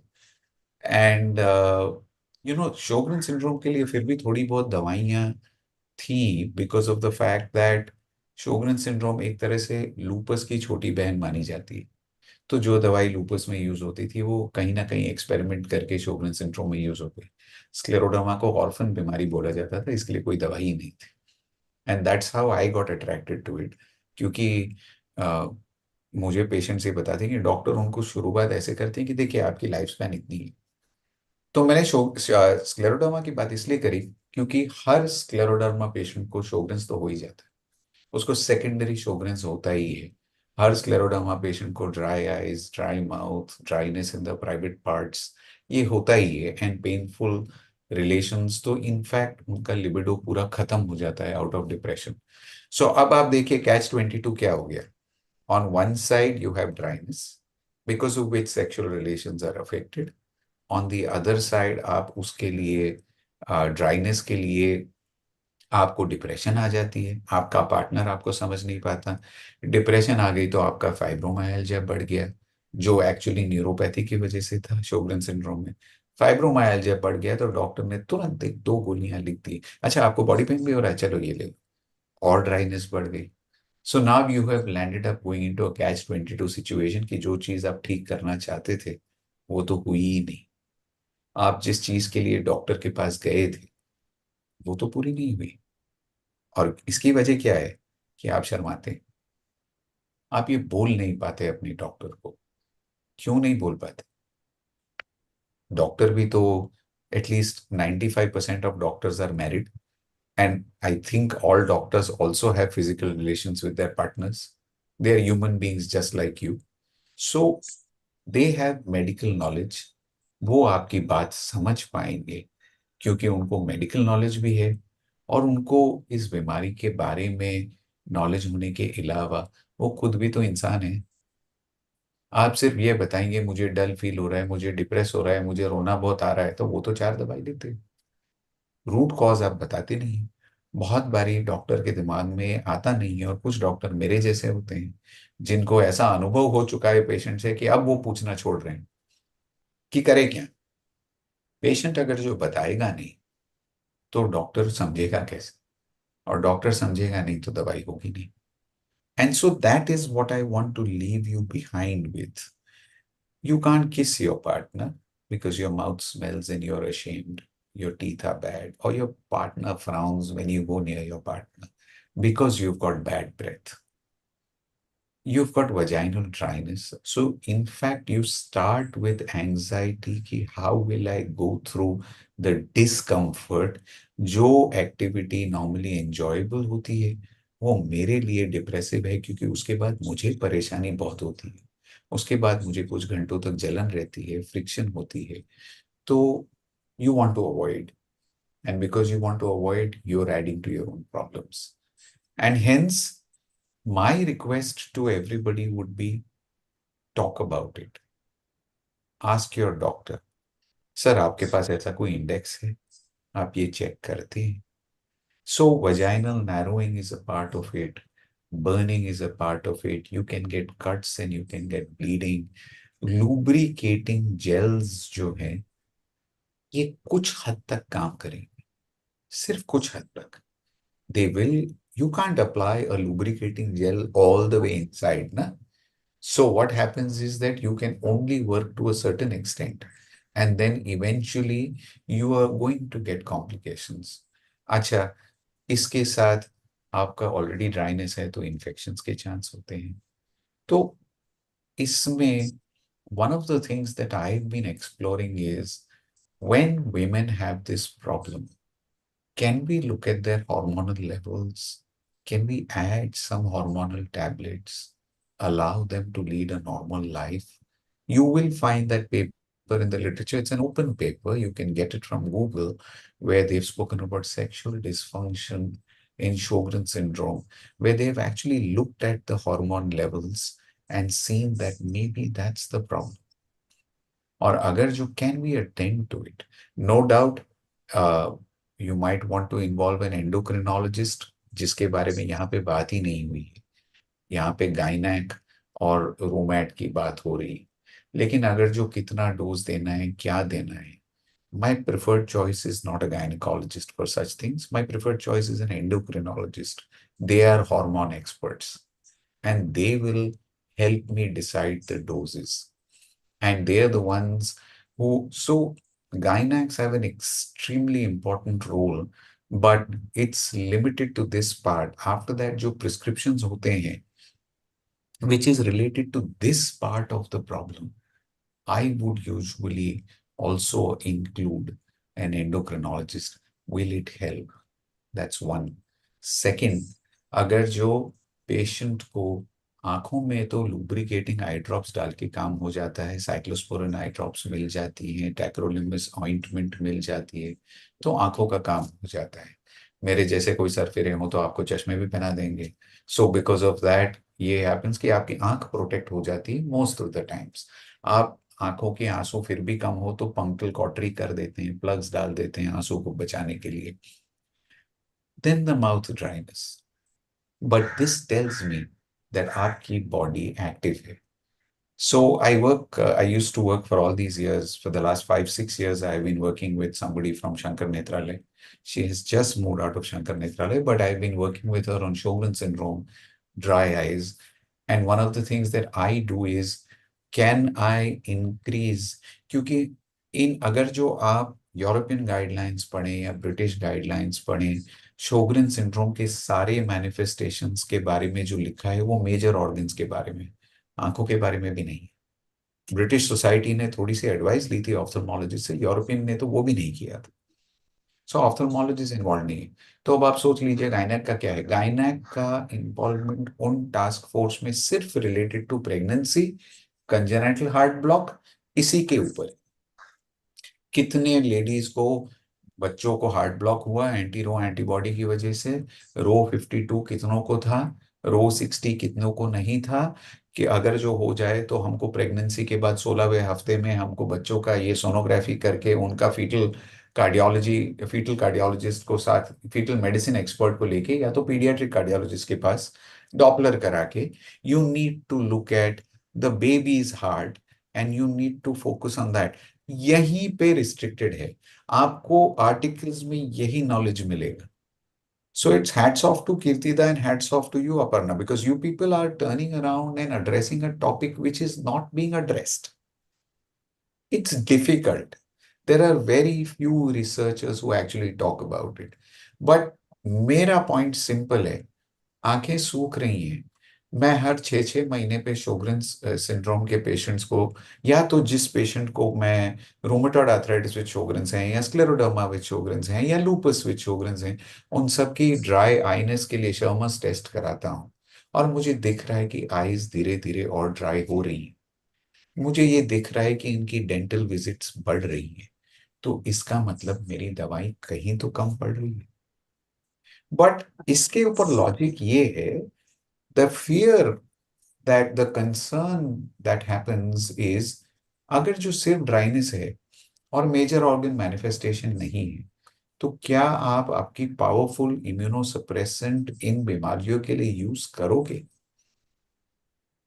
और because they don't feel the justification कि सिर्फ ड्राइनेस ही तो है, ऑर्गन तो ज्यादा इन्वॉल्व नहीं है, इसलिए जो बड़ी बड़ी फैंसी दवाइयों के बारे में डॉक्टर पंड्या बात कर रहे थे, वो सारी फैंसी दवाइयां इस बड़े बड़े ऑर्गन मैनिफेस्टेशंस के लिए यूज होती हैं. लेकिन इसके लिए क्या? पॉइंट इज, मेजर ऑर्गन तभी अफेक्ट होगा जब आपने माइनर चीजों को पहले अटेंड नहीं किया. और मेजर ऑर्गन पे इन्वॉल्वमेंट होने की संभावना है, उसको प्रिडिक्ट करने के लिए आपको माइनर ऑर्गन से ही शुरू करना है. और आप जिस चीज को माइनर ऑर्गन केयर कह रहे हैं वही तो पेशेंट का जीने का सहारा है। पेशेंट को ये थोड़ी समझ में आता है कि आज मेरी क्रिएटिन, मेरी यूरिन में पीएच मेरा 0.1 से कम हो गया, इसका मतलब मुझे रीनल ट्यूब्यूलर एसिडोसिस होने वाला है। It doesn't make sense. Patient आपके पास आता है, आप इवैल्यूएट करते हैं, आप इन्वेस्टिगेट करते हैं, आपको कुछ गड़बड़ मिलती है, तब आप पेशेंट को बताते हैं। अगर जो पेशेंट को कोई मेजर इश्यू हो तो पेशेंट बताएगा, नहीं तो रूटीन फॉलोअप में आपने हाइड्रोक्सी क्लोरोक्विन सबको दे दी, जॉइंट पेन्स है तो आपने मिथोट्रिक्सेट दे दिया और पेशेंट की गाड़ी चल रही है। But the question to ask the patient is, are you happy? Are you able to lead a good life? Are you able to do everything that you wanted to do? If that much is taken care of, I think all these problems will get attended to. I think all the problems that the patients face will possibly come out and diseases will be addressed accordingly. I think I've finished 25 minutes. I'd leave the last 5 minutes for questions. That makes more sense, Aparna. Sure, sure. So I think let me first start with a couple of questions that we've received, and then I do want to ask another kind of broader question. One is that there's a question from the audience as to how does one actually manage lack of intimacy and libido? Um, So, the first and foremost thing is the lack of intimacy. मैंने इसको address तो किया in a broad context. correct, I've correct. addressed most of it, but I will now specifically answer this question. Lack of intimacy क्यों होगी? किसी इंसान को कोई इच्छा ही नहीं होती. The orgasm also happens in the brain. So when you have lack of intimacy, the question to ask is how much of it is because of your depressive component and how much of it is because of the fact that you actually are unable to bear the pain. Naturally, the answer comes from only these two. There is only one component. Because you're extremely uncomfortable, your desire goes down. And if the hormonal fall that I was talking about कि testosterone oestrogen आपका progesterone levels कितने हैं, उसके ऊपर से आपका dryness कितना है, बिकॉज मीनोपॉज के बाद ड्राइनेस हर औरत को होता है, वेजाइनल ड्राइनेस. क्यों? Correct, correct. That's because of the hormones. So is it because of that? If the dryness is excessive but you have the desire and you are not mentally depressed and you are not on antidepressants, by the way ये फ्लूओक्सेटिन डिलॉक्सेटिन सारी आपका libido ले लेती है, इच्छा ही नहीं होती, मरे जैसे जिंदगी जिंदगी जीते हैं. So there have to be better medications to manage the mental part of it. But this is what happens. थोड़ी हमारी दवाइयां, थोड़ा ये, and look at this part of it from hormonal aspect and disease aspect and treat it according to that. So, since you brought up the point that for hormonal aspects, obviously we must include the hormone doctor, which is the endocrinologist.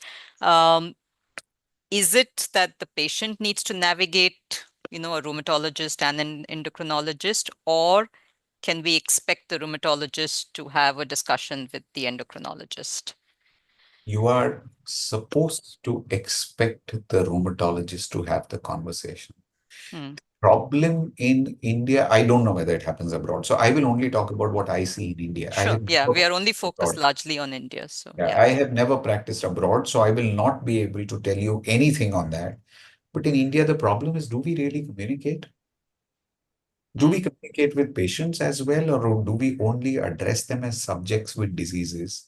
Do we talk to the doctor and actually sit down? And so I came back to Fortis after many years. I closed my own center and came back in 22.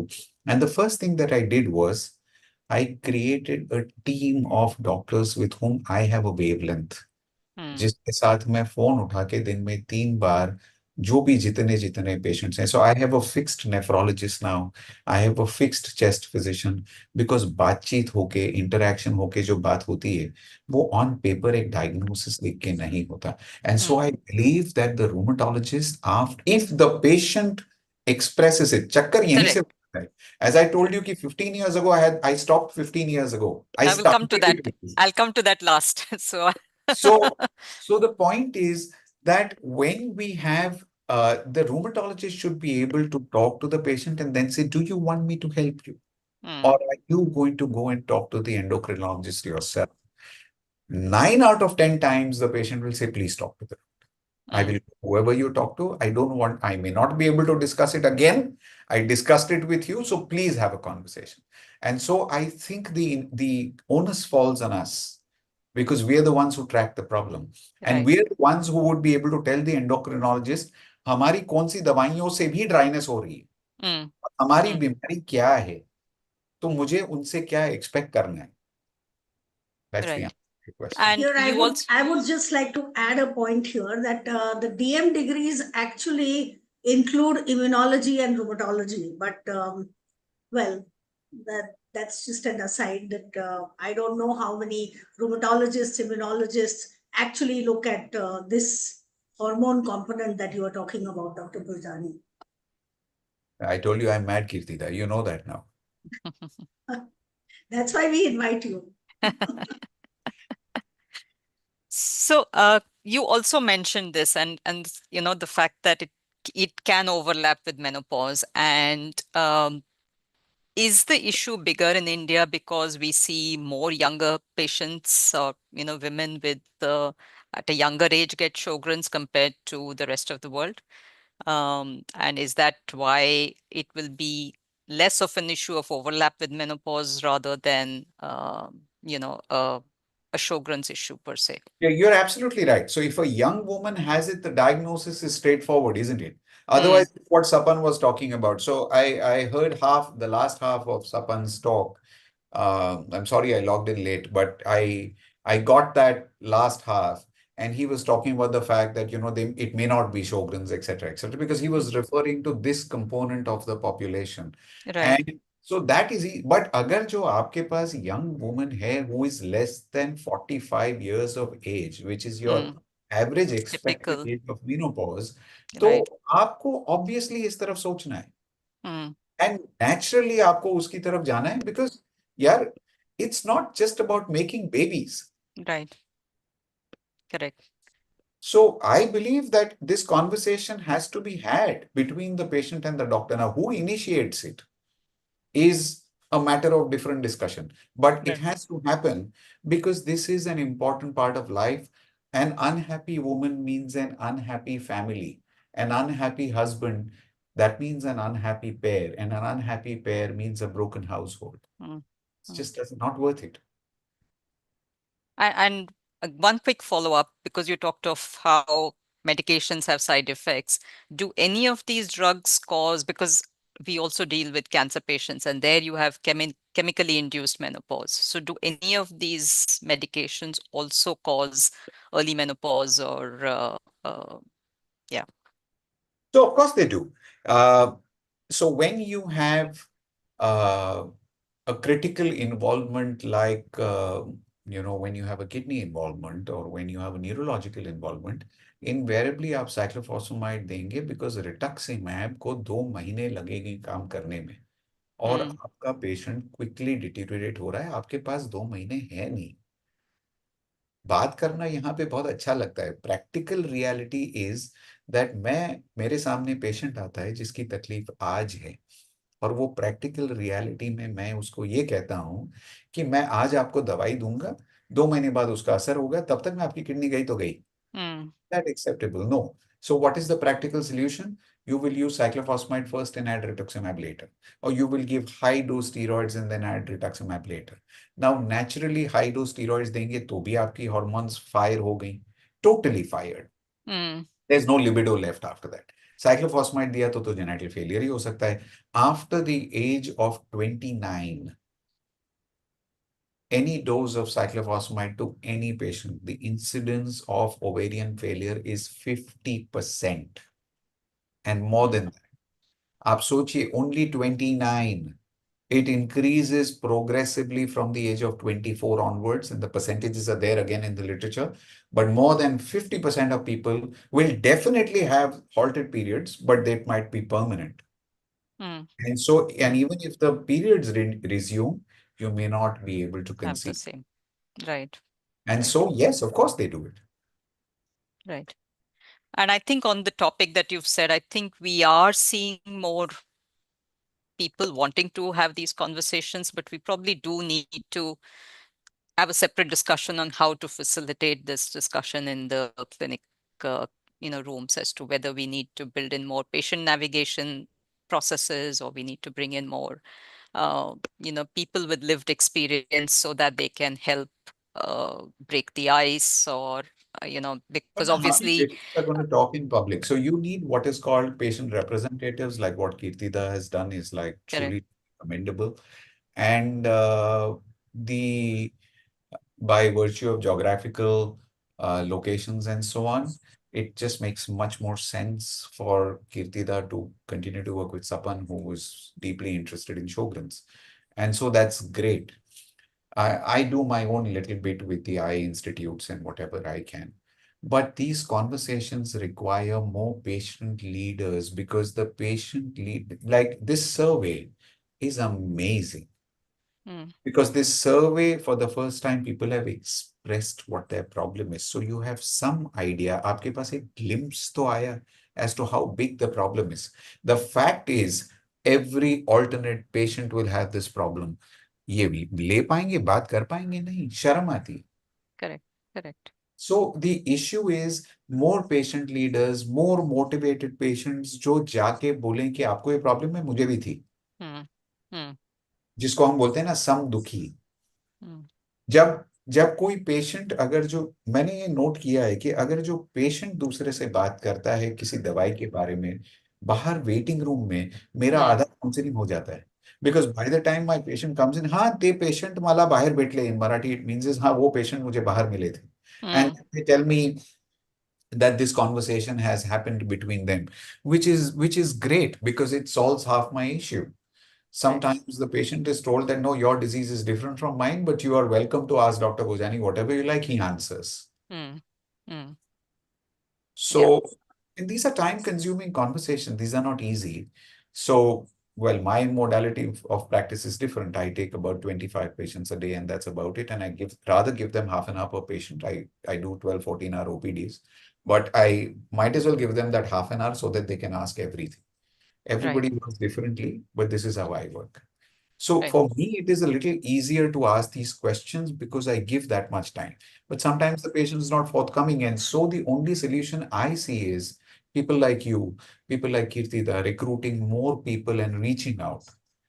So Yeah. you might have one good motivated patient in each state Mm, who develops a sub chapter and has right, this conversation within their own private WhatsApp group or whatever they like. right. Thank you. Thank you, Dr. Bhojani. I think we have taken more than your allocated time. So, it is a difficult conversation, and it's the reason why Kirtida and I wanted to have this session. And we really appreciate you. And, I've seen your session in the scleroderma sessions as well. So, yeah, so I know that, this is something that you work on quite actively. So, we I will, work essentially on quality of life, and this correct, is an correct. important part of quality of life. So thank you very much, and thank you for your faith. And I hope I could address or throw light on some of the sensitive topics. It's a great Yeah. pleasure. Thank you Thank very you. much. Thank you so much. Thank you. Thank you, Dr. Bhojani. It was wonderful having you again and interacting with you. So we'll keep in touch, and I will probably suggest ways in which we could take this topic forward. Sure, sure. Anytime. Thank you. Thank you. And we will now move to Dr. Sushma Shah, who is, let me kind of.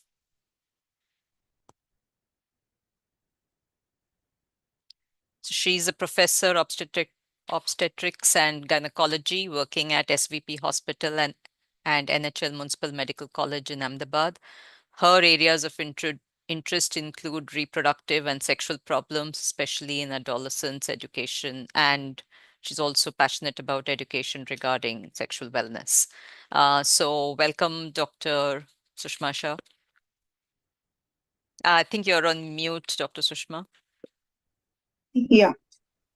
So I know you don't have slides, which is perfectly fine. If you can start with a little introduction on your topic, and then I think there are a few questions which we will start engaging with, and I'm sure more questions will come. You've seen Ms. Kirtida's presentation, so you kind of have a sense of what the concerns are as well.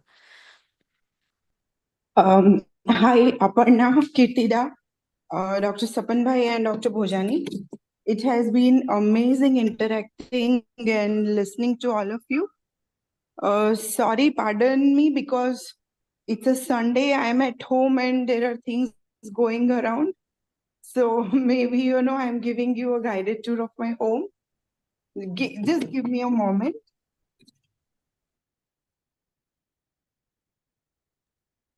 Yeah, so hello everybody, and thank you for giving me this opportunity to, be a part of this wonderful thing. I would not call it an initiative because you're already doing since a long time.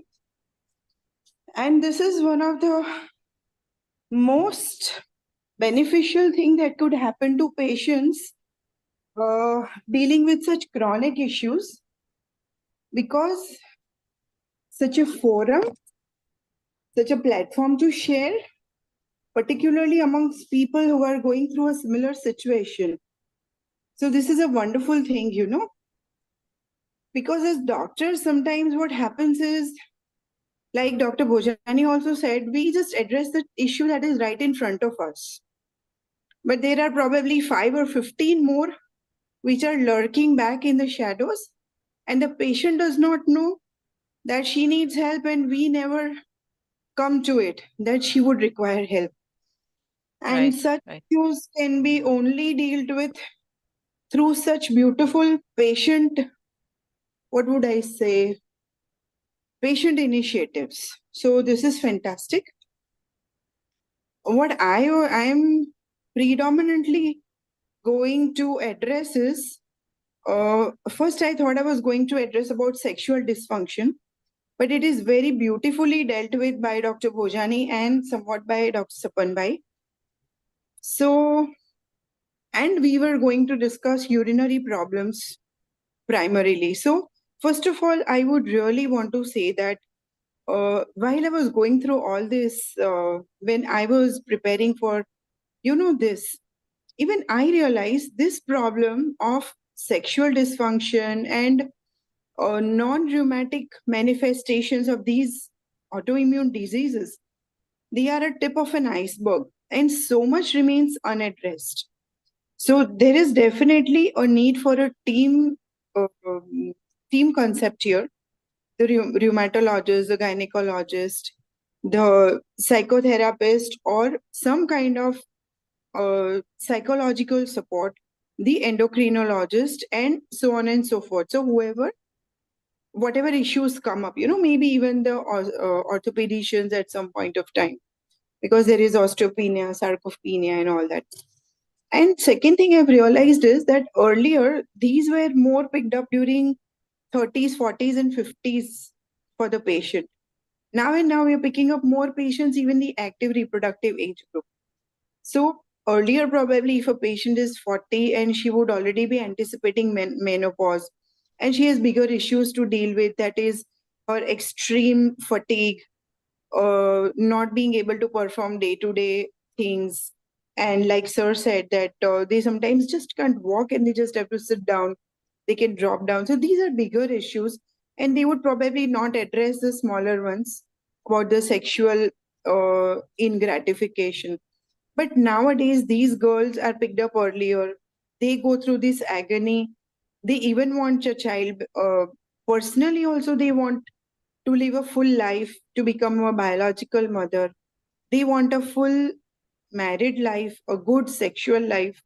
And again, like you said, that they are not living in isolation. They are living in a society. The society definitely has some kind of stresses on them. So we really need to address all these issues as a team. So I just wanted to say that per se, Sjogrens will definitely not contribute to urinary infections, But conditions causing vaginal dryness, repeated washing, repeated handling of the private parts, and if there is interstitial inflammation of the bladder, only then this patient is more likely to uh, go for urinary tract infections. But yes, once she develops urinary tract infection, she is more likely to develop repeated urinary tract infections. So, urinary hygiene, drinking lots and lots of water, keeping the urinary system flushed out, this is, some of the most simple way to deal with it. Once she develops something, now there is one thing called painful urination, which is because of the inflammation.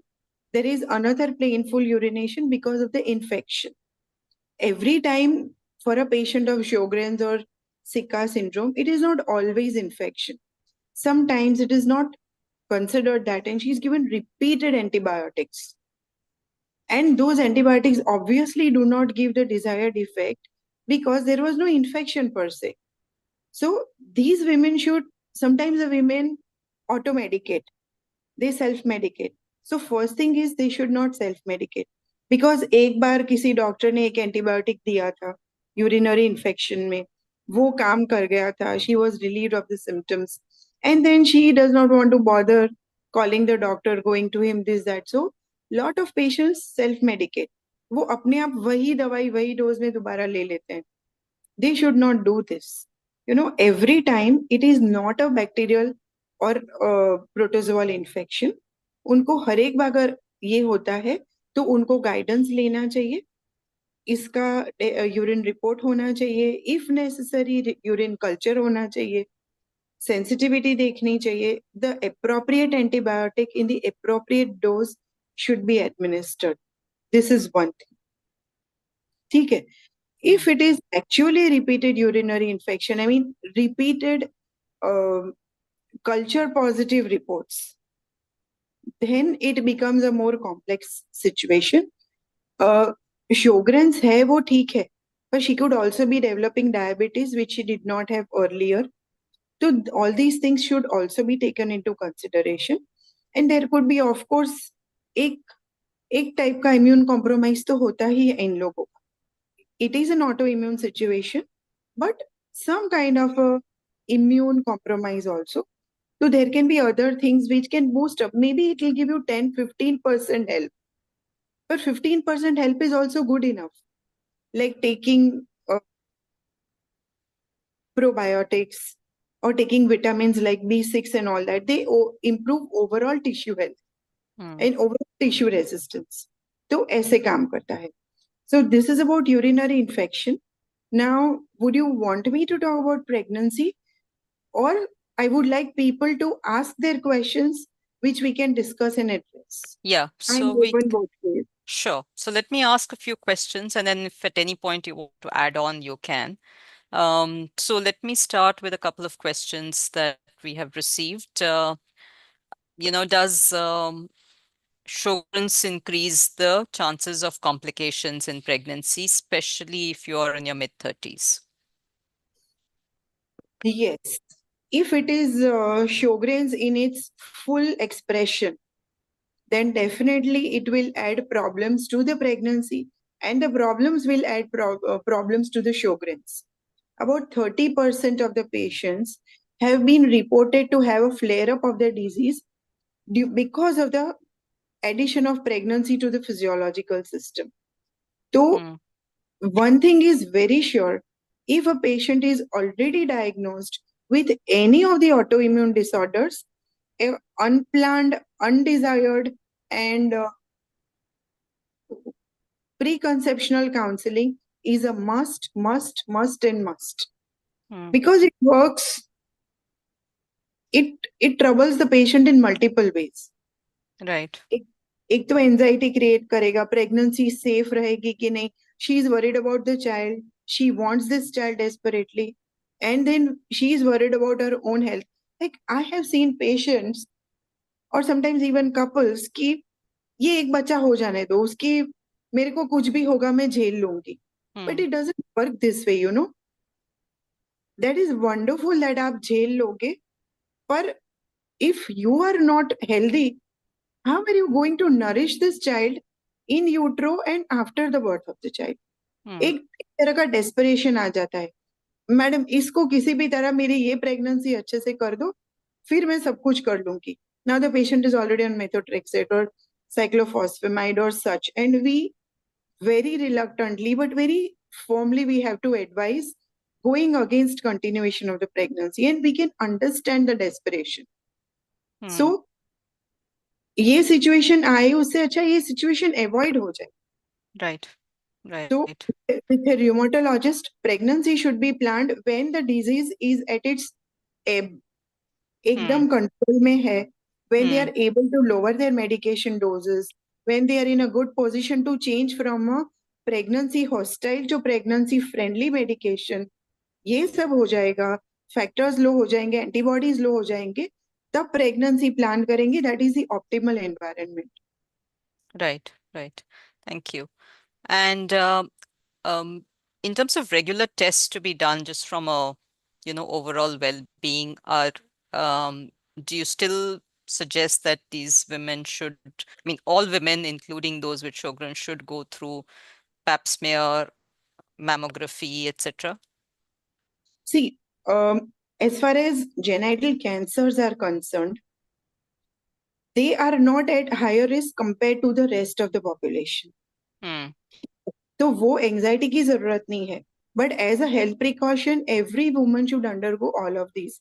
After 29, अगर family history of cervical or uterine cancers positive है, so they have to be more intensively monitored. Otherwise, if they are sexually active, it may be as early as 25 years of age with history of cancers. If there is no history of cancers, 29 years onwards, and regular testing. So, वो तो है. Mammography is not recommended because mammography में there is a very high exposure to radiation. ठीक है? एक डर है कि आपको कैंसर early pick up करना है. But mammography is a high radiation procedure. So it is not safe to get it done every year. Protocol says if there is a family history, strong family history, then we get it done every 3 years. If not, then 5 years, 7 years, and such. So it should not be self-done, There are a lot of clinics and lot of corporates, ये package बना दिया, ये package में इतना इतना आ गया. So just because there is a package, you just don't go and walk in. Right. Especially things like mammography. ठीक है, pap smear आप हर 6 महीने कराओ. It is not warranted, but it does not harm you. But not mammography. But pap smear is also not, unless you're at high risk, it's not needed more than once in 3 years, right? So yes, exactly. Not more than once in 3 years. Right. And you now also have the option of HPV DNA test, which can be. So HPV is actually one step earlier. That helps you detect your pre-cancer propensity. Right. So if you have access to that, if you can afford that, that is definitely the thing of choice. Right. Okay. And here I would take, an opportunity to put in this word for HPV vaccination. So they should also consider this apart from their Sjogren's or apart from their lupus or their rheumatoid arthritis, because this does not interfere, but this is a very important preventive measure for cervical cancers. Right. So in terms of, I think you've talked of a little bit on the UTI, but if you can talk of what care should women take to prevent UTIs? Okay, so first of all, the general care, that is regular urination. Matlab, there are some women, office में environment ठीक नहीं है या कहीं गए हो, there is no safe place to void. So you hold back urine for hours, 6 hours, 4 hours, 5 hours. You should never be doing that. One thing. Take adequate and ample quantity of water. In summers and in winter, summers तो you naturally feel thirst और आप पानी P लेते हो दिन भर. लेकिन in the cold seasons या जैसे अभी बारिश है, in the winters, you do not want to drink, but you should still continue to drink because the formation of urine continues to flush your system. Uska Right. clogging kam karta hai. Right. That is one thing. And third is कि there is a propensity for dryness as it is in women with Sjogren. So you should never use very strong chemicals or strong soaps or anything for regular washes. Now there are a lot of women who are very aware of, like you have face wash, you have intimate Vaginal wash. wash. Yeah. Yeah. So some of them claim to be neutral pH or pro-acidic and all that, but that does not apply to women who are already suffering from dryness. These will corrode and erode more. Simple thing is plain, clear, simple water, lukewarm water, and do not rub it, right? Just pat it dry because you are causing more injury to an already injured tissue. Right. Right? Right. And you can use powders, like you can use simple talcum powder to avoid friction, or you can use, if there is extreme dryness, you can use lubricants externally, right? And Right. this will help to keep the area moist, and it might even help to be a barrier between infection and your slightly immune compromised tissue. So you can use, somebody did ask that if they are using virgin coconut oil, it is a very good option. You can use aloe vera and aloe vera gels, those the ones which are certified real ones, not the fake ones. वो use कर सकते हैं, direct aloe vera use कर सकते हैं, आप locally घी apply कर सकते हो, and having a lot of probiotics in your diet, having curd, having buttermilk, having lots of curry patta, these are all, they are tissue strengthening agents. Right. ठीक है? Right. They will also improve your gut health. They will also improve your vaginal health. Right. So these are things each one can do irrespective of anything. Right. So we had received, I think you've answered the question about applying coconut oil to avoid itching.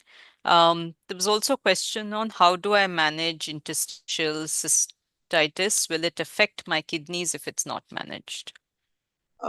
See, primarily, Sjogren's affects kidneys in less than 10% of the total people, total population. But of course, it depends on the intensity of the disease, whether it is, whether the humoral antibodies are active or not, whether it is, so it is tier 1, 2, and 3. Okay, but primarily, we are not so much worried about the kidneys because uska incidence of kidney affection is less than 10%.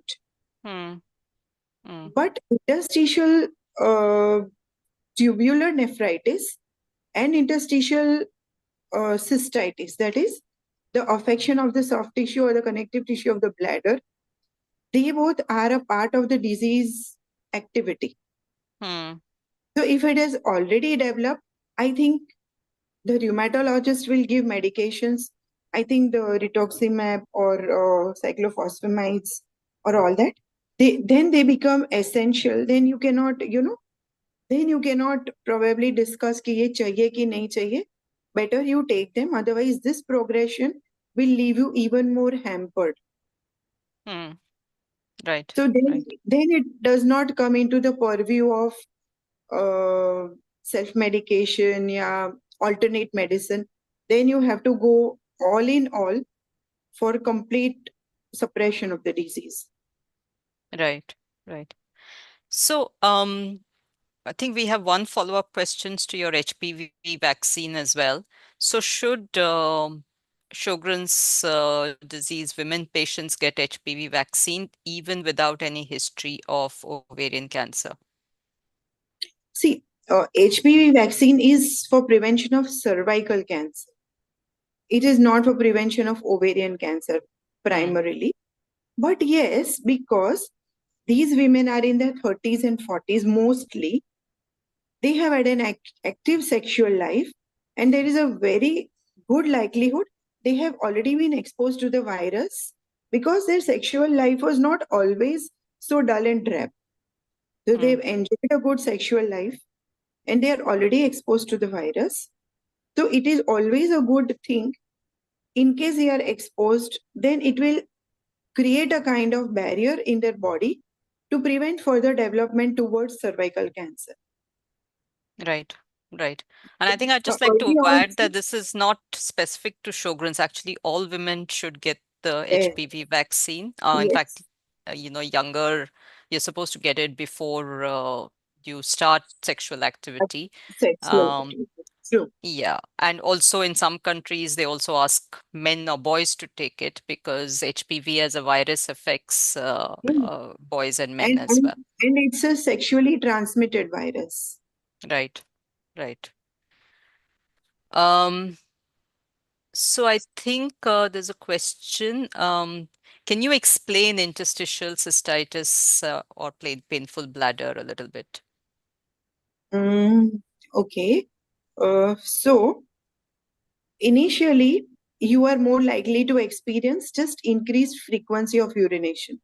Hmm. आपको सिर्फ ये लगता है कि मुझे बार बार जाना पड़ता है, and it begins with mild discomfort. ठीक है, now there are two things: interstitial cystitis and interstitial tubular disease. वो Hmm. दोनों अलग, वो किडनी में होता है, जो इंटरस्टिशियल ट्यूबुलर डिजीज है वो किडनी में होता है, और वो आपको for a very very long time आपको पता ही नहीं चल सकता Hmm. till the renal function starts getting affected. तो वो आप जल्दी से नहीं पता कर पाओगे. What you will experience is the interstitial cystitis. So शुरू में there will be any inflammation leads to irritation of that local tissue. Hmm. Just like अगर mental irritation होता है, क्या होता है? You start reacting. Hmm. Similarly, the tissue starts reacting.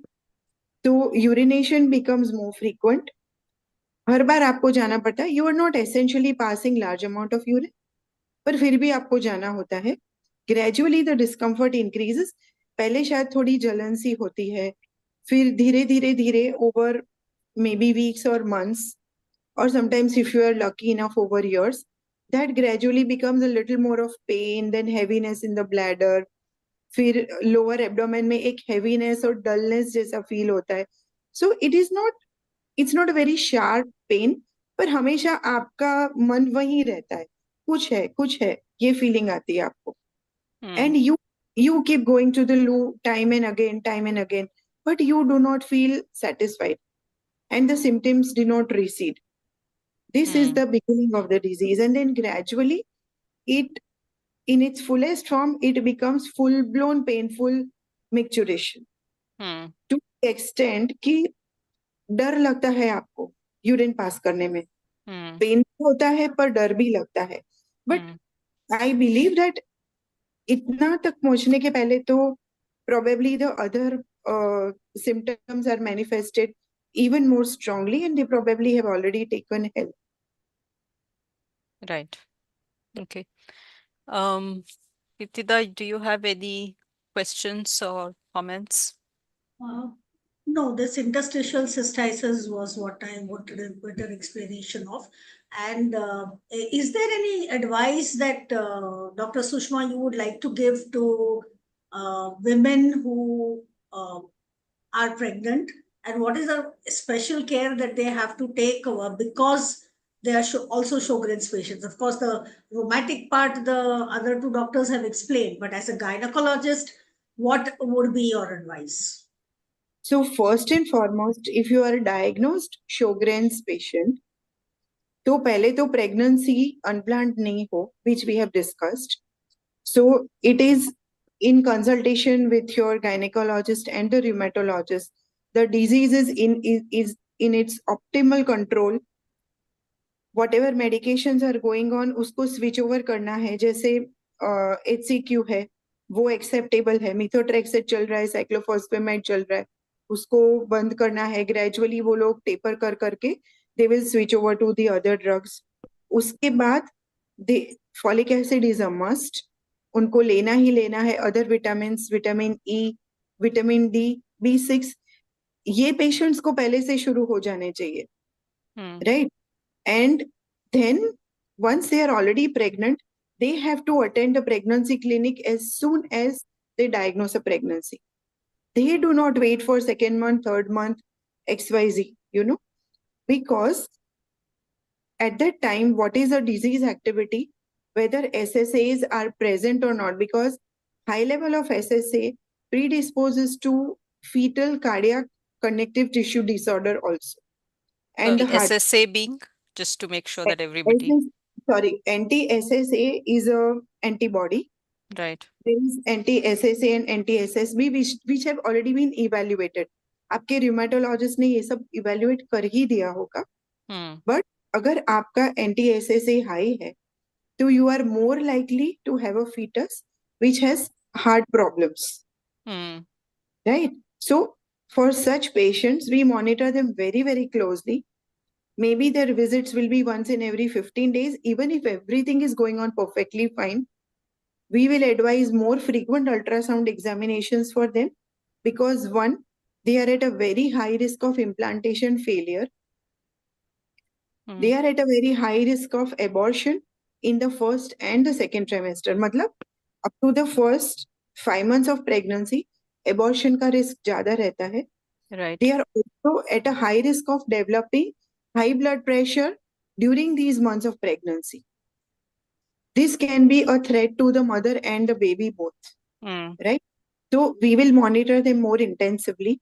Agar zarurat padti hai, to we might put them on aspirin, again with discussion with the rheumatologist. If it does not interfere with the other therapy, we will put them on higher micro and macronutrients.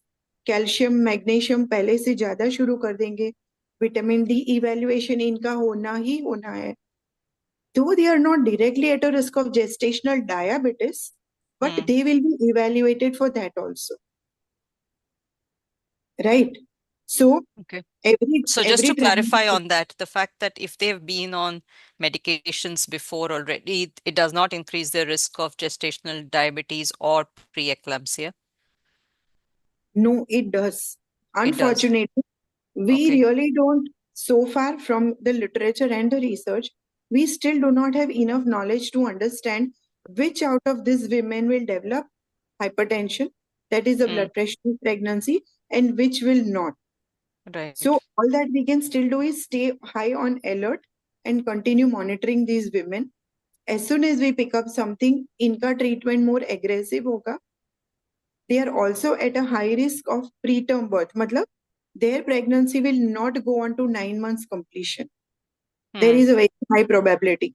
More than 70% of the women, more than 35% of the women are likely to have early labor pains.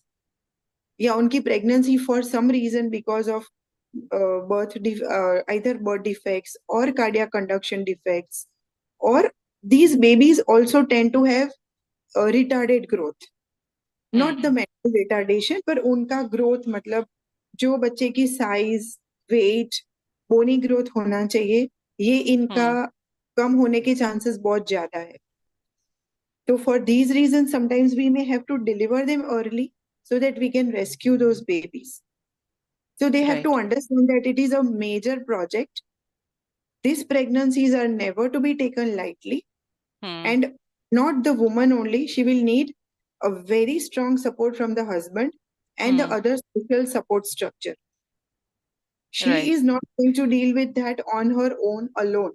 She will need a lot of emotional support, lot of financial support, and moral support bhi chahiyega. So I think one question that I think Kirtida had touched on in the introduction as well, one concern that everybody has, and this is across conditions, is two things, right? If they have Sjogrens, will their child have Sjogrens? Will they pass that on during pregnancy? And second, does breastfeeding increase the risk of passing on the condition? So thankfully, a mother will not pass on Sjogrens in majority of the patients. Again, we do not have adequate proof. So because I have come to understand this, Aparna, that up to pregnancy with Sjogrens itself was a very minority phenomenon. Most women would have been in their 30s, 40s, and 50s. Only for the last few decades, we have been seeing this. So we really do not have a very substantial body of research as yet, but from what we know so far, there are no known evidences that the mother will pass on the Sjogrens to the baby. So that is one very good relief. Secondly, breastfeeding में अभी भी ambiguity है, but in large, the pros of breastfeeding are far greater than those, right? So as of now, we continue to allow them to breastfeed unless they need to be switched over to the methotrexate and the cyclophosphamide, the antimetabolite and the harsh medicines that we would say, you know. Right. If they are on those medications, breastfeeding cannot be allowed. Otherwise, she can breastfeed. And these women should remember that there is a very strong probability of the flare-up of their original disease. Right. Plus, Sjogrens is not always a pure primary Sjogrens.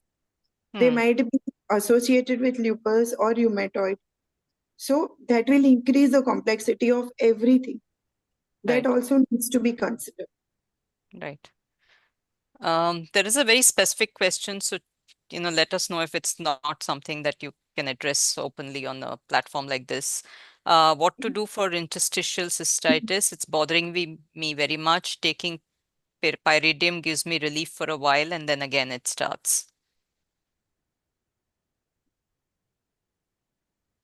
I don't think why I cannot discuss on this forum. It is perfectly okay. From what I understand, whatever interstitial cystitis has developed, we cannot reverse it. But we can, probably stop in its track, or we can retard its progression. Right. So, pyridium is a local antiseptic and a local anesthetizing agent. And there's no harmful effects, except that it has some cross-reactivity with some medications. So if pyridium gives them relief, they can take it. Right.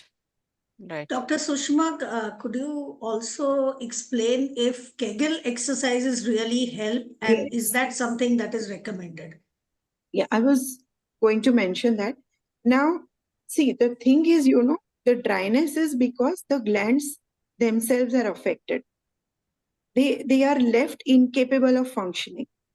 But whatever function is available, we can augment that function. So what Kegel's exercises do is they increase the local blood flow to the local area. They increase the functioning of whatever the residual functioning glandular tissue. So it will definitely help. So does one have to go to a physiotherapist for that, or how does one find a Kegel specialist? There is no Kegel specialist as such, but there are a few YouTube videos. The few 2 or 3 that I have seen are genuine. They are good. And I would still recommend go to a physiotherapist once or twice, learn it, do it under supervision, and then continue doing it on your own. It is not rocket science. You do not need continuous supervision for that. पर एक बार सही ढंग से सीखना जरूरी है. Otherwise, you will create other difficulties, अगर wrong type से strain करोगे, तो you will create some deficiencies which were never there.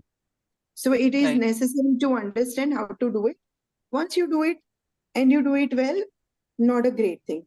You can do it yourself at home, anywhere you are there, even like, you're watching TV, you are working on the computer, वो कर सकते हो आप.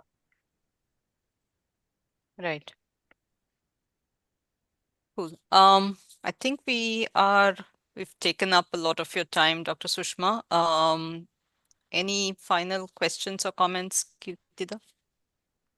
I think we've covered everything that we needed to cover. So I think thank you very much for being with us and explaining these issues patiently. So I think we're coming to a close of our session. Aparna is well in time. Sure. Go ahead, Dr. Sushma. Thank you so much for bringing me to this forum, because only when I started reading so much, I understood the whole quantum of the problem, And I've actually requested Dr. Sapan Bhai that every woman you see of Sjogrens, please refer them to us, because there is a lot of things which are unsaid and unexpressed. Maybe we can address that. That is one thing. For all the viewers who are watching, please do not feel inhibited, shy, or let down, because a lot of anxiety, a lot of depression is because of these unaddressed issues. You have Sjogrens, that's okay, but that is not a condemnation to live a dull life, right? From whatever available, we can do the best. So please talk about it. Please request. And every woman should undergo a sexual function evaluation whenever she is comfortable about it. This is one thing. Second is, please do not take pregnancy lightly. Right. And thirdly, everything is not because of menopause. It may be because of Sjogrens and augmented by menopause, पर जरूरी नहीं है कि diagnose हुआ है तो उसको सफर करना है. उसके रास्ते निकल सकते हैं. Right. जितनी हेल्प मिले उतना तो ले ही सकते हैं हम लोग. And pregnancy is not a total no also. You do not have to इतना डर नहीं जाना है कि चलो नहीं प्रेग्नेंट होना है, ये करना है. Do it. And there are very good reports of artificial reproduction, that is बहुत आम भाषा में test tube baby. We have very good success rates even in women with Sjogrens. तो ये option भी है. Whoever would love to explore, they should explore that also. And high risk pregnancy units can help you go through these pregnancies. So डर के सहम के life को back foot पे जीने की जरूरत नहीं है. एक final question go ahead. Even I have one final question. Can you I mean, what are the kind of jellies that you prescribe? Can you name one or two? Yes, because moisturizers we've been saying, but what is used a safe or pH neutral moisturizer? So. Yes. So see, moisturizers or hydration agents, they are of two types. One are oil based and other are water based. ठीक है. So water based have shorter duration of action, but they are outright safe. ठीक है. The most of the gel based are usually plant based and they are water based. तो आपको repeated application की जरूरत पड़ेगी. Make sure you, अगर आप हाथ से भी अप्लाई करते हो तो wash your hand every time. ठीक है. Applicators are also available, so you can apply deep inside the vagina. उसको अच्छे से आप कर सकते हो. You can use those applicators. That is one thing. And there are oil based jellies also, lubic jellies, and there are a few names. Unfortunately I do not have any trade names right now to tell you. पर gel based, अरे oil based भी use कर सकते हैं. पर अगर oil based use करते हैं तो make sure you wipe off with water only. Do not rub off and वो ग्रीस रिमूव करने के लिए उसको अगेन सोप लगाओ, रब ऑफ करो, ये मत करो. आप टिश्यू को ज्यादा इंजर करोगे. And petroleum based and mineral based are a total no. अगर ब्रॉडली इतना भी याद रखना है ना, तो plant based, water based, gel and oil based are okay. Like I said, olive oil, ghee, you can use curds. वो lactobacillus भी आपको provide करता है. So it helps to improve the good bacteria of the vagina. वो थोड़ा सा vulnerability कम करेगा. You can also take oral probiotics if you have repeated vaginal infections. ठीक है. दही छाछ ज्यादा लेने से. एंड जो कड़ी पत्ता है ना, it has a very very strong effect on the positive vaginal health, renal and vaginal health. तो उसको these you mean are to be eaten? These are to be eaten? No, hold it.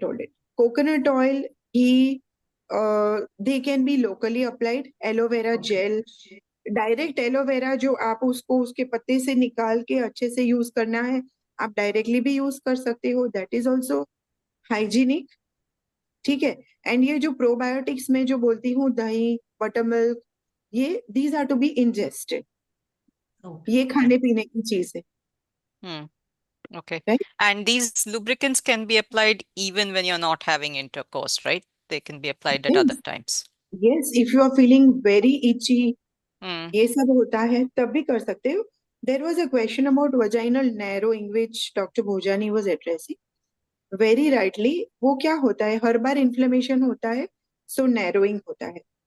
If if it is not very painful and if they can use good lubricant and Hmm. if they continue to engage in sex, ये narrowing धीरे हो जाएगा, ये कम हो जाएगा। So a good way to retard narrowing is regular sexual intercourse, and if you cannot have regular sexual intercourse, vaginal dilators भी आते हैं, glass vaginal dilators and silicone vaginal dilators, जो इन अ वेरी क्लीन वे उसको अच्छे से clean करके hygienically उसको lubricate करके आप उसको यूज कर सकते हो। तो आपका जो vaginal tightening and vaginal narrowing है वो थोड़ा कम हो सकता है। अगर अर्ली स्टेज में आपने यूज किया तो you can have a longer healthier sexual life. Right. Okay. I think we really should wrap up now. So thank you so much, Dr. Sushma. I think you've explained in a lot of detail a lot of the questions that we've had. We've addressed a lot of the questions that came up or the topics that were addressed in, Kirtida's Sjogren's India survey as well. So I think you've it's a nice way for you to kind of close out the session where you've covered all of the issues that have been raised in the previous sessions as well. Kirtida, any final words before I recap? And No, just that it's been a very interesting discussion. I hope everybody who attended benefited from it. And my humble request is those who haven't been able to attend can watch the videos that are existing. I think on all the PatientEngage platforms, they will be available. An edited version may soon come out on Sjogren's India channel also, but till then you can watch this. The other thing that I would like to say is I hope you have now got the courage and you would like to talk and discuss these issues with your doctors. That is the basic purpose of this session. So I really hope you learned a lot. Thank you so much for being here. And Aparna, over to you for the closing remarks. thank you. Thank you so much.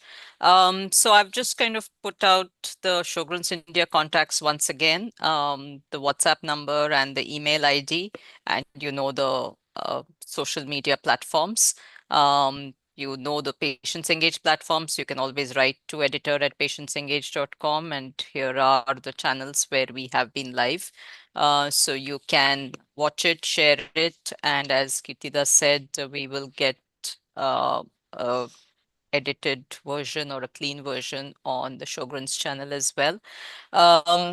So I think we have covered a lot today. We've started with understanding the needs of so actually we first started with Sjogren's an overview by Dr. Sapan Pandya, who very concisely covered the complexities of the disease and the management of the condition across the whole systemic kind of from systemic perspective. And then Kirtida talked about the survey results that you all have shared.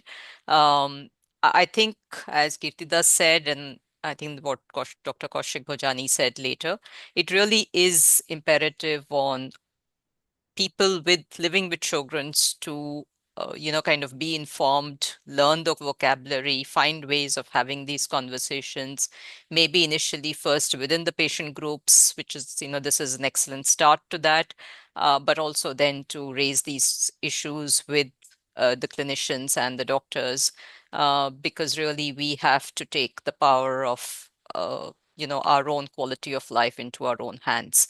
and we cannot be sitting quiet and letting others decide for us, right? So I think it's important to keep that in mind. And as Dr. Sushma also pointed out in her session, any conversations around pregnancy, it is much better to plan the pregnancy. So preconception counseling is critical.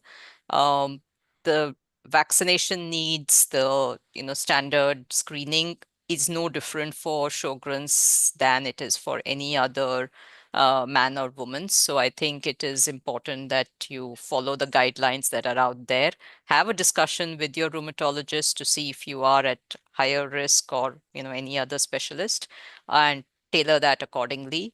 And also, as always, we find this not just for Sjogrens, but a lot of conditions is uh, it's important to have a healthy pregnancy. So it's better to plan it and manage it well throughout the pregnancy, because increasingly there is more and more evidence that the conditions you have. So if you've had gestational diabetes, you are at higher risk of diabetes subsequently, right? So it is important to be very vigilant about that. Similarly with hypertension.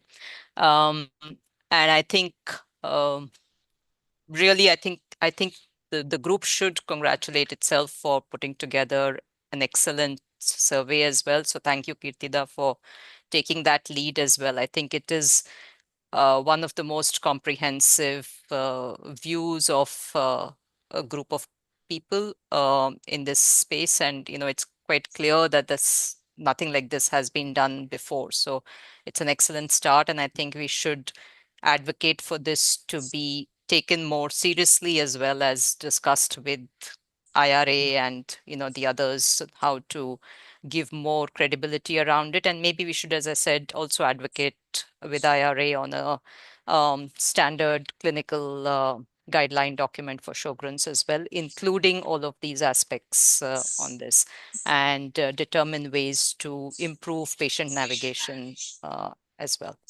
So thank you once again. I think as PatientsEngage, we're always been a pleasure and proud of the fact that we've worked across different issues with Sjogrens India. And today is, no less than any other session that we've ever done before. Thank you. Thank you so much, PatientsEngage, for always being a great partner.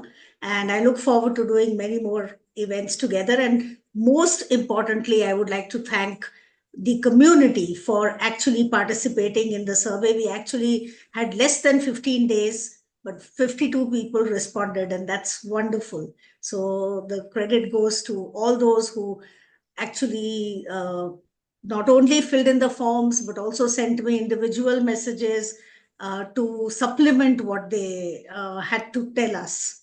So I am privileged to be the voice of all those patients. The real subject of the matter is from the patients themselves. So thank you very much. And I say goodbye. Goodbye, everyone. Thank you. Thank you so much to all the clinicians and to all of you who've participated. Thank you, goodbye, and have a good day. Thank you for a lovely experience. Goodbye, everybody. Goodbye. Thank you. Thank you, Dr. Sushma. Thank you. So should we leave?